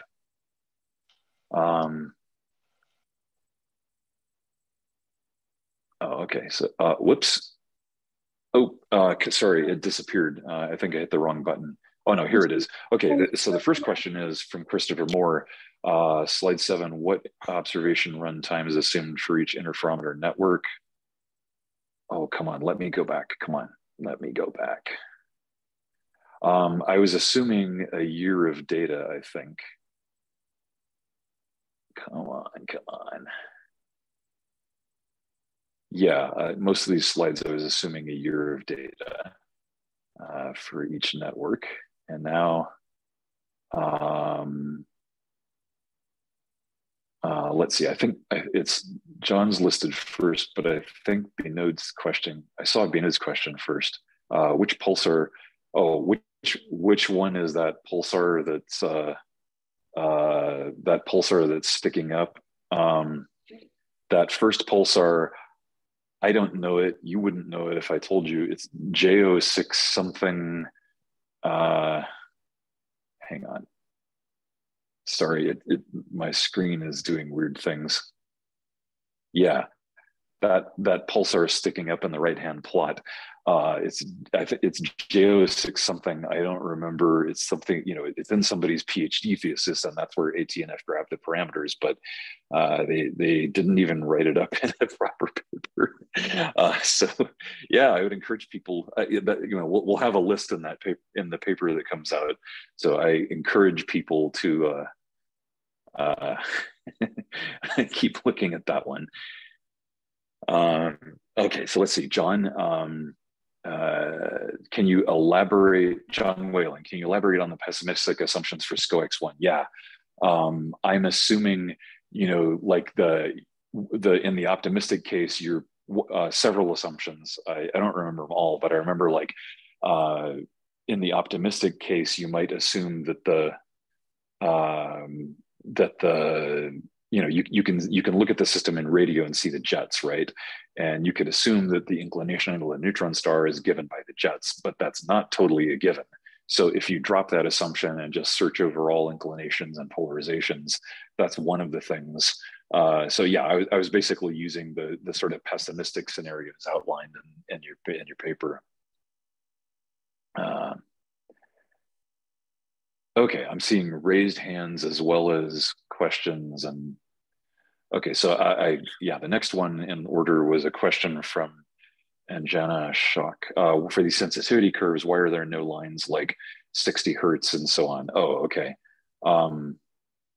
Yeah, so these are, these sensitivity curves are, not meant to have every little bump on them. So they do have a little bit, because there's a huge bump for the test mass suspensions, for example. And then there's the free spectral range of the interferometers. I think that's this broader bump. But yeah, real interferometers have all kinds of couplings, and as the experience with LIGO and comparable things showed us, there's all kinds of stuff. Yeah, 60 Hertz is coming. Even though you try and suppress it, but then there's all kinds of crazy stuff like the analog to digital converter and the blinking light cone of every 1 Hertz. So yeah, they're just showing a few of the nastiest ones. Okay, and then Scott has a question. Yeah, thanks, Ben. That was a really, really nice talk. And I like how you focus a lot on neutron stars and continuous wave sources.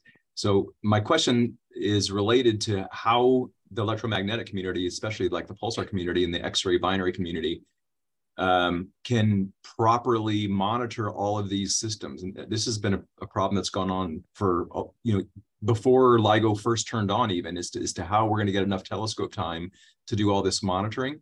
And I was wondering if you had any thoughts on potential ways that maybe the LVK community could actually work with putting in direct proposals maybe for telescopes to time some of these pulsars that we don't focus on, because it seems like it could be really, really important in the future, and otherwise I don't think we're going to get time. Any thoughts about that? I would love to do that. So I'm not LIGO management, I'm just a regular member, but I probably shouldn't promise anything, but I would think that would be a very cool idea to up the priority of some of these things. And yeah, I think it would be more manageable, because if you look at this slide with the millisecond pulsars, so right now, you know, LIGO pulsar upper limit papers typically have, oh, there was a talk on that earlier, wasn't there?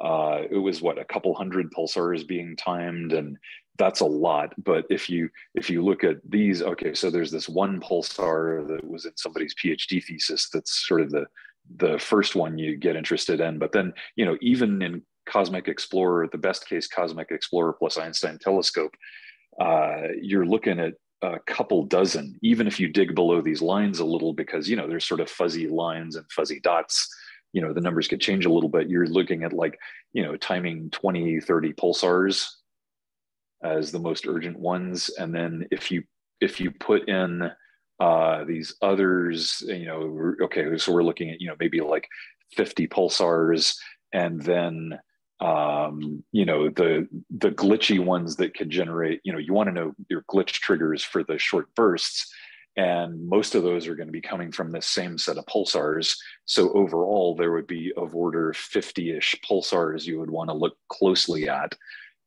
That's you know, that's the kind of thing, you know, maybe not all in one proposal, or, you know, maybe just in the early days when you have this one sticking out above the line, but you know, 50 would definitely be more manageable than a couple hundred.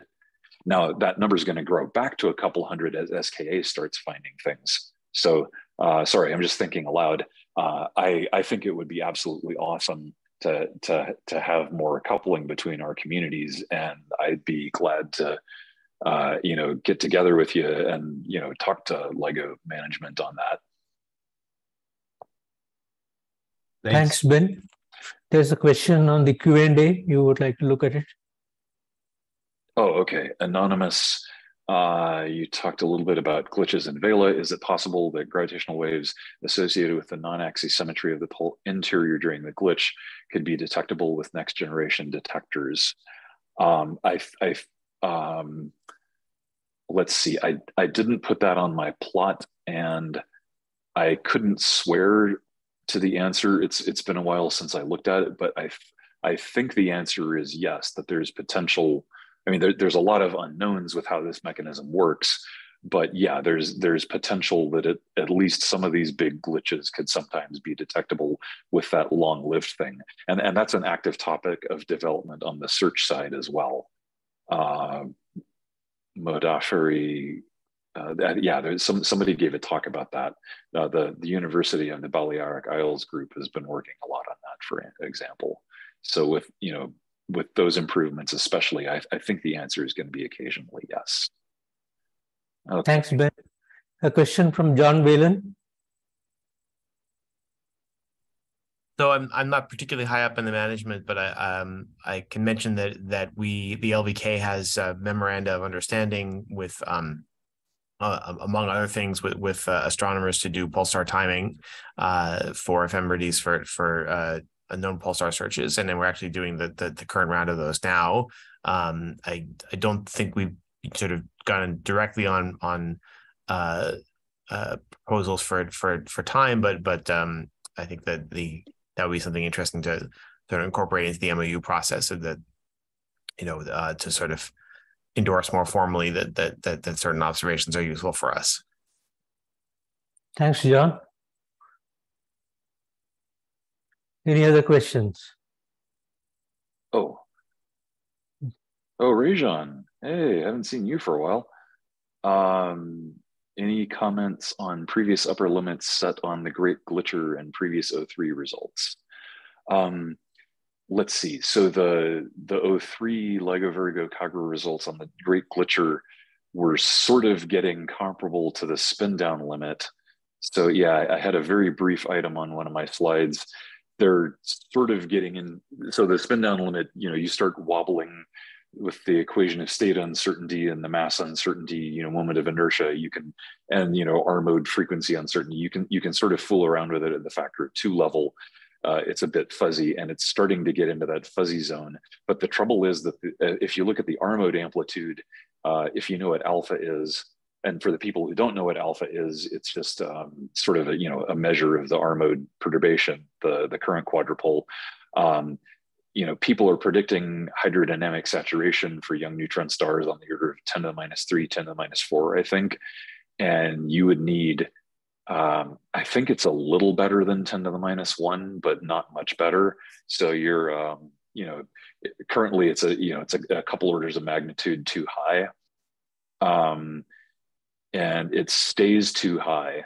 So I do actually have another plot, which I didn't have time to stick in, but basically the R mode amplitude you need for anything radiating faster than 100 hertz, like the millisecond pulsars, like J0437 something, the closest millisecond pulsar to Earth, those you start beating spin down limits. There's a paper from Binod Rajbandari's thesis.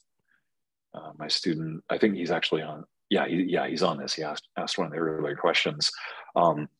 If you look at if you look at the spin down limits, and then also factor into account that the alpha amplitude is probably 10 to the minus 3, 10 to the minus 4. These millisecond pulsars, some of the nearby ones, start to look like they're better bets. But of course, the Great Glitcher could be interesting if the people, there's fundamentally one group. Niels Anderson always complains that there's fundamentally one group that's done this calculation using fundamentally one set of tools. And, maybe it's different if you get broader, he's always trying to prod other theorists to go off and do the calculation. So, maybe it's wrong. Maybe J0537, the Great Glitcher, really is a couple orders of magnitude bigger than people think they could be with R modes. It's something worth looking for. Okay, so let's bring this session to a close. Thanks, Ben, for a wonderful talk and for answering all those questions. Let's get thanks back everyone for great questions. Yeah, let's get back in about 6 minutes. So we are ready to go. So the next talk is by Kent Yagi, and he's going to tell us about probing fundamental physics with multi-band and multi-messenger observations of compact binaries with fast radio burst emitters. Kent, all yours. Okay. Thank you, Ala. And I'd like to thank the organizers first for giving me opportunity to present my work in this focus session today. So I'd like to explain the possibility of using compact binaries with fast radio burst emitters as sources for multiband and multi-messenger observations, and using such systems to probe fundamental physics like gravitational and nuclear physics. And this presentation is based on this paper that we submitted together with Zhen Pan and Huan Yang. Okay, I'd like to get started by reminding you of the multiband observations for stellar mass binary black holes. For example, this was first pointed out by Alberto Cesana right after the detection of GR150914 event, and then there are many follow-up papers. This plot on the left shows the gravitational wave spectrum of GR150914 in black, together with many other detector sensitivities, LISA here, and then LIGO and Einstein Telescope of Cosmic Explorer on this side.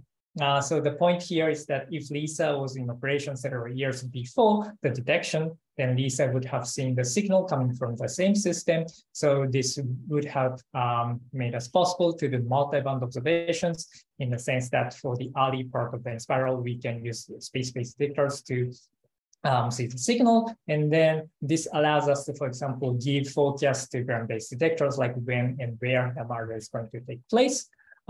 Also, this kind of multi-band observation is helpful for doing test of GR, especially when we have lots of non-GR parameters involved. Then this kind of having different frequency band monitoring will help us break the degeneracy between, let's say, GR and non-GR parameters. Okay, then the next question, maybe natural question to ask is, can we do similar multi-band observations for binary neutron stars? The answer is sort of yes, but LISA may not be the ideal space-based detector to use for binary neutron stars, because LISA's SNR is not large enough. But if we have other space-based detectors like D-cycle or B-D-cycle, then we could, in principle, do this kind of multi-band observations. So in this plot, it's similar to the one I showed you previously, but now the gravitational wave spectrum is for GW17 and 17. So this is possible, but we would need something like D-cycle, B-D-cycle. So we still need to have to wait for a bit more before these detectors get launched. So then we asked, well, can we use other opportunities, like can we combine electromagnetic waves and gravitational waves to do multi-band observations? Namely, can we use like electromagnetic wave observations to probe this early part of the spiral, and then use gravitational wave observations to probe late in spiral / larger ring down? One possibility is to use magnetors in a binary system. As Ben was saying, some of the neutron stars can be highly magnetized. Those are magnetors, and the surface magnetic field strength can go as high as 10 to 14 to 10 to 15 Gauss. There was a recent interesting gamma ray burst observations.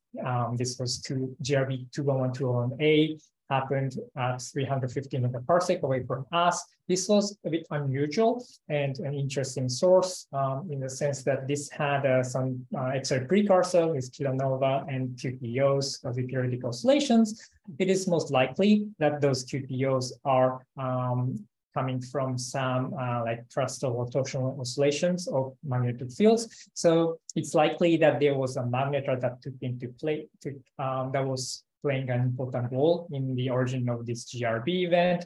For example, this magnetar is likely to be in a binary with a companion neutron star black hole, and they collided and produced this kind of GRB.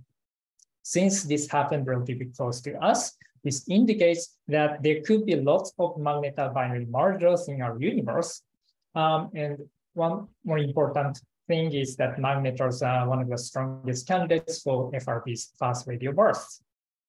Some of fast radio bursts repeat, and one possible scenario for the repeating FRBs is that maybe we can consider precessing magnetar in a binary system. So here I took my picture from this paper. So the magnetar is here, that's precessing. And let's imagine that telescope is here, so line of sight direction is in this dashed arrow direction. This magnetar has a magnetic axis, and we expect the radiation to be beamed along the magnetic axis. So if the magnetic axis points to the line of sight direction, then maybe we will see a pulse signal. What's controlling this kind of repeating FRB under this scenario is the amount of spin precession. And what's interesting is that some part of the spin precession equation is controlled by the quadrupole moment of this magnetar, as shown in this equation. This is only a part of the spin precession equation, just extracting the piece where quadrupole moment enters in the equation. This Q bar is the dimensionless quadrupole moment. Q is the quadrupole moment that's normalized by the mass, and also the dimensionless spin parameter of the magnetar. So basically what this is telling us is that if this scenario is correct, then we can monitor FRB, and if we can model the system properly, we can in principle extract the quadrupole moment. So this opens up an interesting possibility of multi-band, multi-messenger astronomy in the following sense. So imagine that we have some FRB emitter in a binary system whose companion, let's say it's a neutron star. Here, this is an FRB emitter that does not have to be a magnetar. I use magnetar as a motivation, but it could be any FRB emitter. Then during this early in-spiral stage, we can use radio observations. And if that binary processing scenario is correct, then in principle, we can extract this quadrupole moment of this magnetar. We did some quick Fisher analysis, assuming that the binary is 1.4 solar equal binary. The spin, dimensional spin, we assume to be 0.02, so it's not spinning that fast. We assume the number of FRB pulses that we detect is something like 100. And then we included not just quadrupole moment, but also other binary parameters like masses and spins and so on into the search parameter set with Fisher analysis. And then this green distribution is the probability distribution that we found for the quadrupole moment under this assumption. And we found that this quadrupole moment can be measured to an error of 20% or so. Okay, on the other hand, as we go to late part of the spiral, we can use gravitational waves to extract other interesting quantities like tidal love number, which tells us how easily a star can get deformed due to the external tidal field. What's good about extracting quadrupole moment and tidal love number is that there is a known universal relation between these two quantities that don't depend sensitively on the underlying equilibrium state, which we named as universal Q love relation. In this plot, I show the relation between these two quantities for various equilibrium state shown by different markers. There's a single parameter along this curve, which can be taken as like central density or compactness. As we go from right to left, we are increasing compactness or central density. The point of this plot is that no matter which equilibrium state we pick, one relation with one equilibrium state lies on top of each other. So that's why we call this kind of relation universal. The universality is not exact. There is a small equilibrium state variation hidden in this relation. But numerically, we found that the US variation is small, is something about 1%. So we can say that universality holds to about 1%. Now, the good thing about having this kind of universal relation is that we can apply this to, for example, the test of GR without being contaminated by uncertainties in nuclear physics. For example, if we use mass radius relation to the test of GR, then such relation depends strongly on the underlying equilibrium state. So we need to account for these uncertainties when we do test of GR. But here, we don't care which equilibrium state is correct. This relation only depends on which gravitational theory you pick. So that's why we can focus on testing GR without being affected by uncertainties in nuclear physics. And to give you more idea, let me walk you through how this can be done. This is a schematic Q-lab plane with Q-lab relation, GR prediction in black. Now let's imagine that we have this FRB emitter in a binary system. 5 minutes, Ken. Oh, okay, thanks. And we use radio observations to extract the quadrupole moment, let's say to 20% accuracy. So now I have error bar on this Q bar quadrupole moment. Then during the late part of the spiral, we can use gravitational wave observations to measure the tidal deformability, tidal love number to, let's say, 75% accuracy. Now we have error bar along this x-axis direction, and I have this hypothetical error box. Now let's try to go beyond GR. The GR relation was here, but let's imagine that there's some coupling constant. And as we increase coupling constant, we get something like this red relation. This relation is still allowed because it goes through this error box. If we further increase the amount of coupling constant, and let's say we get this orange relation, this one is now marginally allowed. And if you further crank up and get something like this blue one, then we can start to rule out those parameter space in the coupling constant because this blue one does not go through this green air box. So this coupling constant is not consistent with this kind of observation. To put this into context, we look at one specific example theory of gravity called Dynamo transience gravity. This is a parity violating gravity whose action is shown in this box. The first term is just GR Einstein-Hilbert action. The second term is the kinetic term for a pseudo-scalar field that's involved in this theory. The last term gives us the coupling between the pseudo-scalar field and the metric. The amount of coupling is controlled by the coupling constant alpha. And in this plot, I show the Q-lab relation in GR in black, and then in this transience gravity in these colored red, orange, and blue, depending on how large I pick for the coupling constant. If we especially focus on this marginally allowed orange one, then the amount of coupling constant that I chose was like 10 to 7 times smaller than the value coming from the upper bound from solar system weak field bound, which means that if this kind of observation is realized through multiband multimessenger observations in the future, then we can do very strong test of GR in some aspects of gravity. Before concluding, I would like to explain one more application, and this time it's on nuclear astrophysics side. So I explained that FRB observations can be used to extract quadrupole moment of a magnetar or FRB emitter, but it can also extract other binary parameters like masses to high accuracy. So this means we can use this mass measurement from radio observations as a prior to gravitational wave observations during the late inspiral / merger. And this allows us to break some of the degeneracies between mass and tidal deformability.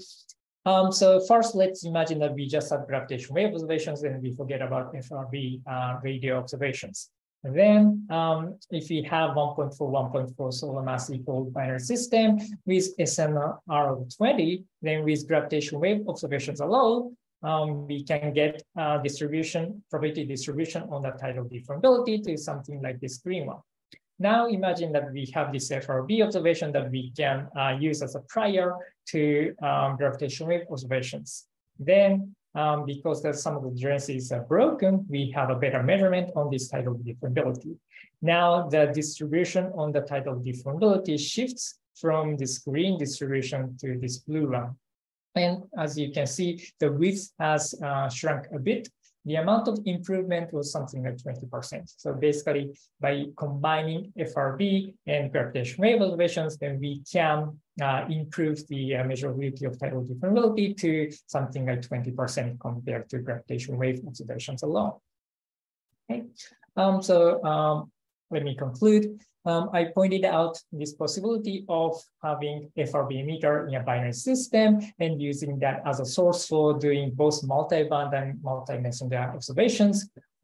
If the scenario that we are assuming is correct, then in principle, we can measure quadrupole moment from the precessing FRB observations and tidal deformability from the late part of the gravitational wave observations.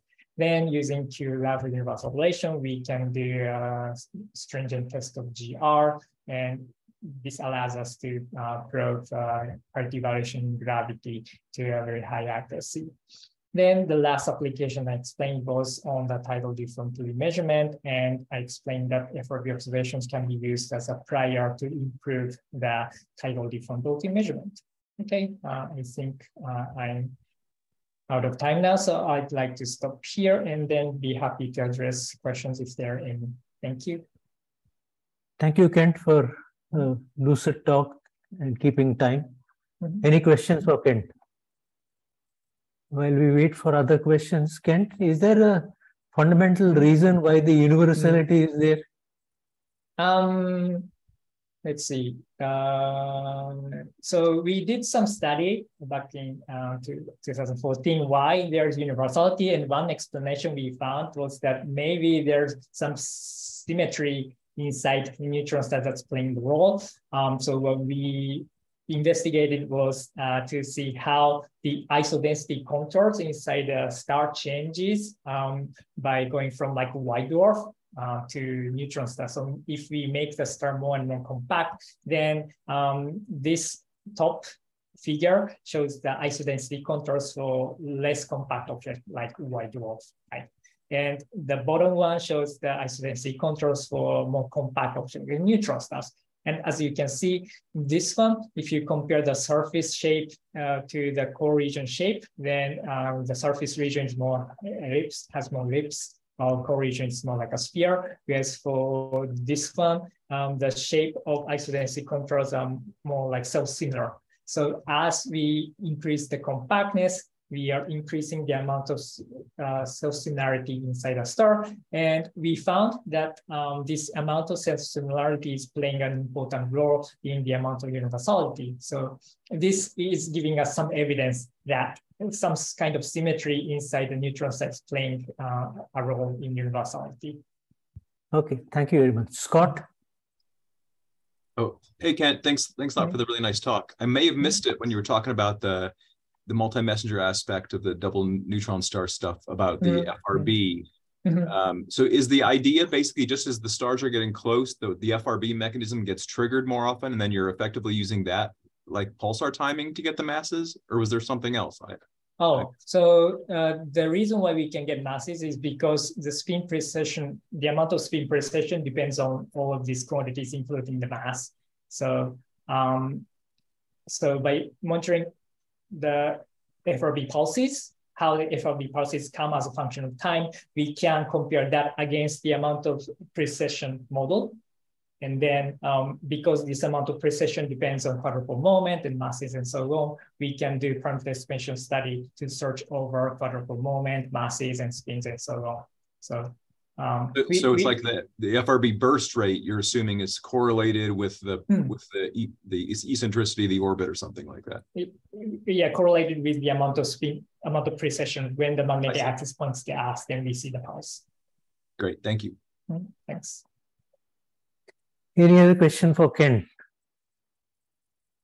I don't see any questions. So thanks, Ken, for the talk. And now I hand it over to Michelle. Yeah, Hi, go on. I think you can hear me very good. Hi, I'm Michele Valisneri. I currently serve as director of the Guic Bracini Thesis Prize. The prize recognizes an outstanding doctoral thesis in gravitational wave science, and it highlights the invaluable research provided by so many excellent students in our field. It was established in 2017 by combining an award sponsored by Guic, the same organization that sponsored this conference, and by the Friends of Stefano Bracini Foundation. Dr. Stefano Bracini was an Italian physicist and the leader of the PISA Virgo group. He made key contributions to the Virgo detector, including the design of the mirror suspension, the construction of the super attenuators, and he worked on commissioning Virgo and paved the way towards its second generation. He left us in 2011.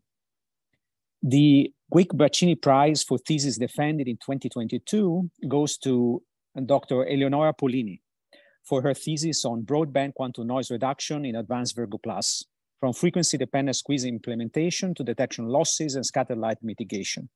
This was under advisor Edwige Tournefier at the University of Savoie-Mont Blanc. Eleonora's thesis was selected among 13 by a committee chaired by Professor Stephen Fairhurst, and including Monica Colpi, John Gare, Michael Lamb, Ian Martin, Jack Sanders, Satya Prakash, Sweta Shaw, and Hideyuki Tagoshi. I'm grateful to all of them for their hard work reading all these remarkable theses.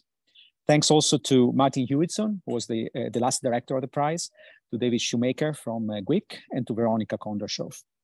Now we have a chance to hear Eleonora herself talk about her research and her thesis.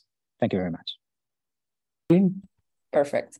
So as Michele already said, I'm gonna speak about the work I've been doing during my PhD thesis about the broadband quantum noise reduction in advanced Virgo Plus, and I worked at LAP, Laboratoire d'Intensité Physique des Particules, under the supervision of Edwige Tournefier, and now I'm a postdoc at MIT in the LIGO group, working in the group of Nergisma Valvala on quantum optomechanics.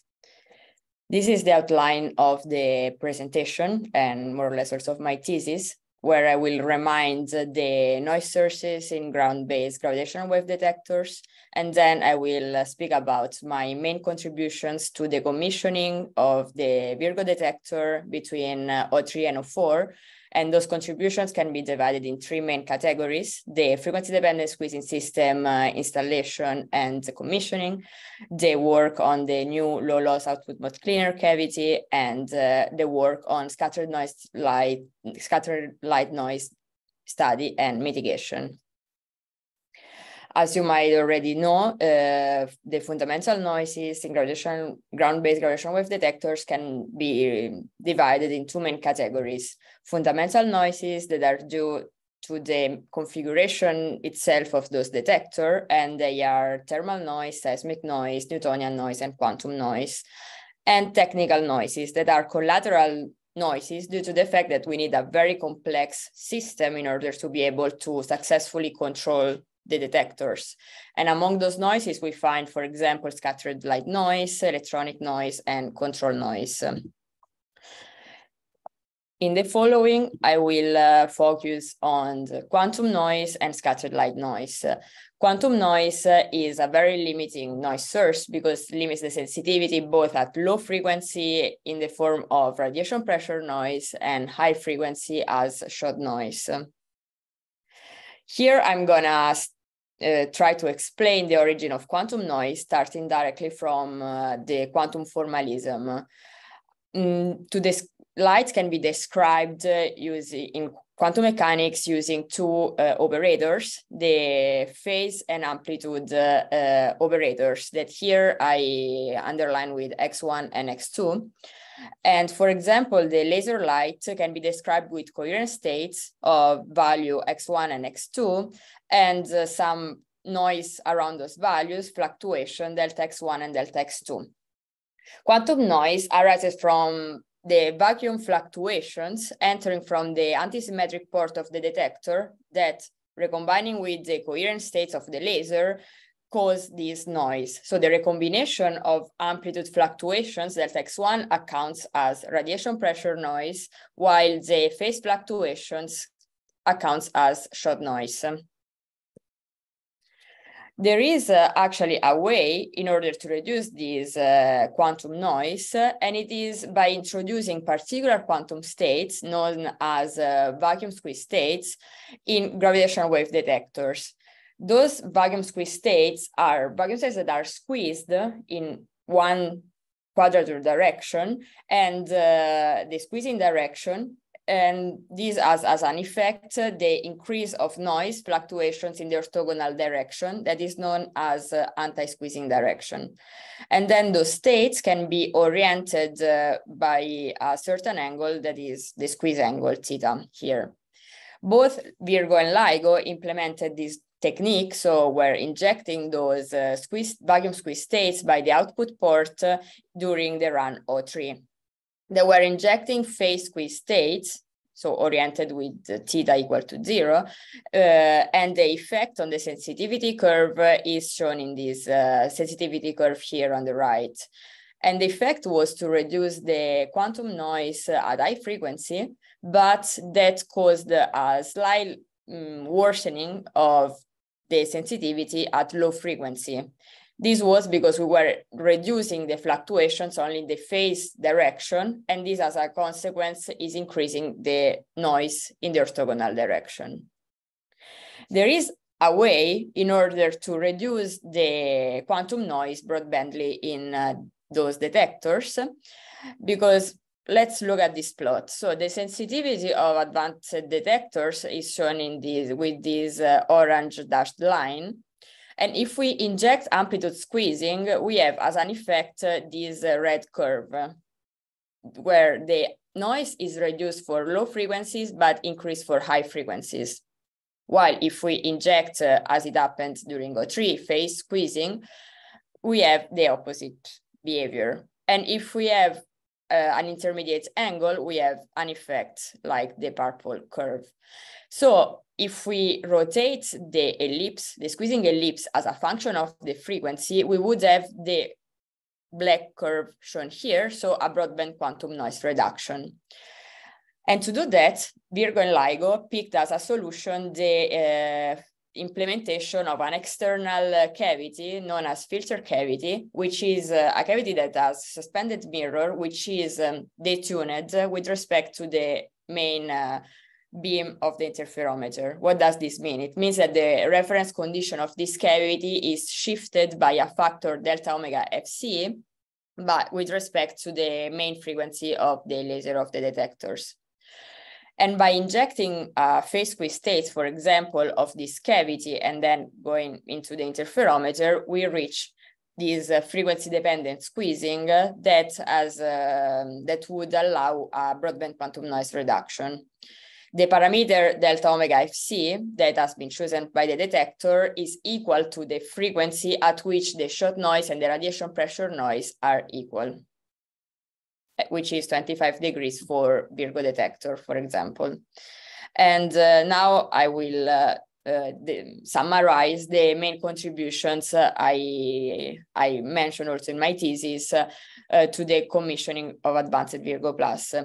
The first one, as I already explained, is this the frequency-dependent squeezing system, both the pre-installation in my lab and then the installation and commissioning on site, up to the first detection on a diagnostic detector of frequency-dependent squeezing at 25 Hz. That is the frequency that we were aiming to. Then the replacement of the previous two output mode cleaner cavities with a new one, lower losses. And I worked on its characterization, installation, and commissioning. And then another important part of the work consisted in the scattered light noise study and mitigation. The scattered light noise mainly coming from all the suspended benches of the detector and its mitigation where possible around them. And also I worked on the measurement of scattered lights using a backscatterometer in our lab. I'll start by describe the frequency-dependent squeezing system in advanced Virgo Plus. So this is so the detector, as you see here. So this is exactly where it is, the system that has been built from scratch during the commissioning between 03 and 04. So here we have the Virgo North Arm, and here we have Virgo Towers, and here is the detection system. The squeezing is generated in this little bench here, and then it propagates along these two suspended benches that have been the main contribution I gave during the installation procedure. And then it goes through the 285 meters filter cavity, and then it goes back into either the detector through this little tube here, or it goes back on the initial bench where it's detected with a diagnostic detector in order to characterize the frequency-dependent squeezing before injecting it into the detector. Concerning the installation of the suspended benches, so here you can see a picture of this bench in the lab at LAP, where we pre-installed all the optics, we aligned and mod matched them, and I simulated a telescope in order to mimic the laser coming from the interferometer in order to do a pre-mod matching of the optics on this table. Once the table are installed, so the optics on the table are installed, we put the table inside some vacuum chambers that look like this picture here. And the bench itself is suspended with a suspension that you can see in this picture. So it's has two-level filtering. And then in order to control the position of the bench, the angles in particular, here we have some particular coils that here, and here you can see a picture. And I've been working on this and also on an alternative way to control those benches using some for the particular position sensor devices. Here I skip a lot of the details, but after several months of hard work in aligning the full big scale system and control all its parts and also optimize all the full system, we managed to reach the first measurement on the diagnostic detector of frequency-dependent squeezing with rotation frequency at 25 Hz. That is the goal for the Virgo detector. As you can see here, this is the reference, so the shot noise reference. And then you see the rotation of the squeezing. Here we start by anti-squeezing, and then it rotates at this 25 Hz, and then we have phase here. So this is a proof of the rotation of the squeezing at the correct frequency. After this work, so another important thing that has been changed between 03 and 04 is the output mode cleaner cavity. The need for this replacement is to reduce detection losses in order to maintain the squeezing performances. So this cavity, the output mode cleaner cavity, is on the detection system, and it has a crucial role on the detector because it's cleaning the beam coming from the interferometer that doesn't have a very nice shape because there are all the higher order modes and other impurities and so on, and needs to be filtered in order to have a very nice Gaussian beam at the output in order to then be detected and extract the gravitational wave signal. So the cavity itself is here on this very crowded bench. This is an output port bench. And then we have several alignment, mirrors, picomotors, translation stages, and so on. And you can see what has been used for alignment purposes and what has been used for mode matching the cavity or to tune the polarization. And after, working on the commissioning of this cavity, we managed to reach a very good alignment, mode matching, and polarization tuning using a direct beam from the Virgo laser. Here I mentioned, in this table, I summarize the losses that have been measured during O3 and which is the target for O4 and what we have measured during the commissioning. The matching between the interferometer and the output mode cleaner has been improved by a lot thanks to the fact that we installed auxiliary optics and motors in order to have a more precise way to operate this mode matching. The mode matching between the two OMC cavities doesn't exist anymore because we replaced two cavities by a single one, and then the internal losses stayed constant. So the overall noise loss budget here, looks very promising because we passed from 12.5% till 3.2% of optical losses. The last topic of this talk is the scattered light noise from suspended benches. Scattered light noise is also very annoying on the detector because it spoils, as you can see in this plot here, the sensitivity at low frequency. And after all the work done on frequency dependent squeezing, it would be very bad if we couldn't appreciate eventually the reduction of quantum noise at low frequency due to, for example, scattered light. And this is a measurement done during O3. And the scattered light noise is is introduced by the relative motion between optics benches and the interferometer itself. So what I did, it was to project the scattered light noise for O4 and see if it was an issue and what we could have done to reduce this issue. Here I mentioned all the contribution used to do those projections. So we need to know the phase and amplitude transfer function of the detector. It meets the optical response of the interferometer. Then we need the Fourier transform of the phase and amplitude components of the bench displacement with respect to the interferometer reference. And then the last factor, that is what I've been working mainly on, it's the fraction of stray light that recouples with the main mode of the interferometer. This factor, f of r, takes into account several contributions. The first one is the scattering by optical surfaces. The second one by atoms and molecules. So this is mainly for monolithic cavities, and crystals. And then the specular reflections, which is the direct reflection that could recouple with the main beam of the interferometer. And then this extra factor that is due to ghost beams that are unwanted spurious beams that generate by not perfect optical coatings, as can be seen here. These can be neglected because as a part also of my work, I did a systematic study and tracing of those beams, and I dumped most of them on the benches and inside the pipes of Advanced Virgo Plus. So taking all the components that I showed you before, I performed those projections for all the Virgo suspended benches. So updating the parameters for O4 and see if scattered light could be or not a problem. It turned out that the output port benches, these two benches here, might be critical because here we have the sensitivity of the expected sensitivity, so the goal sensitivity of Virgo 404, and here is the sensitivity improved by factor 10.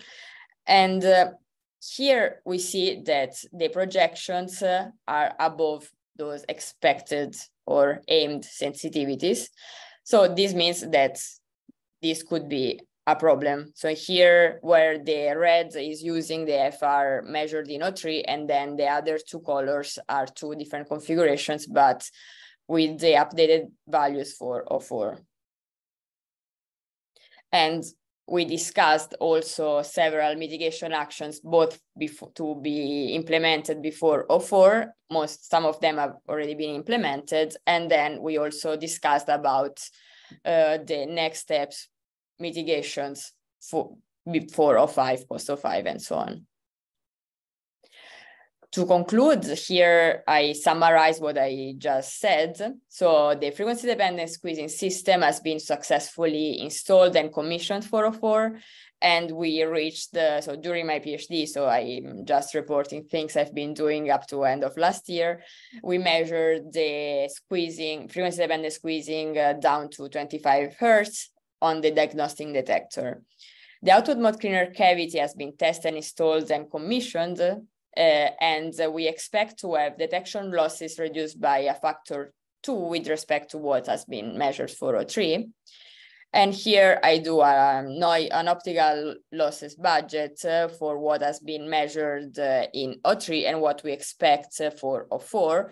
And the detection losses that have been drastically reduced due especially to the replacement of the output mode cleaner cavity.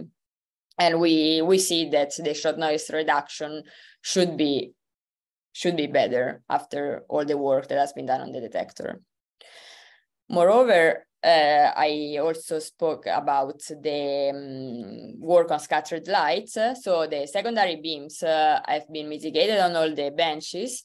And thanks to a setup that I didn't show, but we built at SLAP, we were able to measure experimentally the amount of scattered light coming from all the optical components on Virgo benches. That was pretty useful. And we performed these stray light projections from all the suspended benches, and we discussed the mitigation strategies for O4 and next observing runs. And that's all from my side. Thank you for listening. Congratulations, Eleonora, and thanks for a very clear lecture on your work. Any questions for Eleonora? I guess fatigue has set in to all the people, so I don't see anything up. So Scott, I hand it over to you for any last announcements. Oh, I don't think there's much else to say. Thank you very much for the speakers for a really nice session.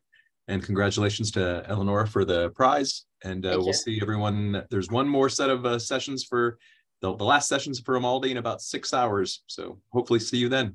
Take care.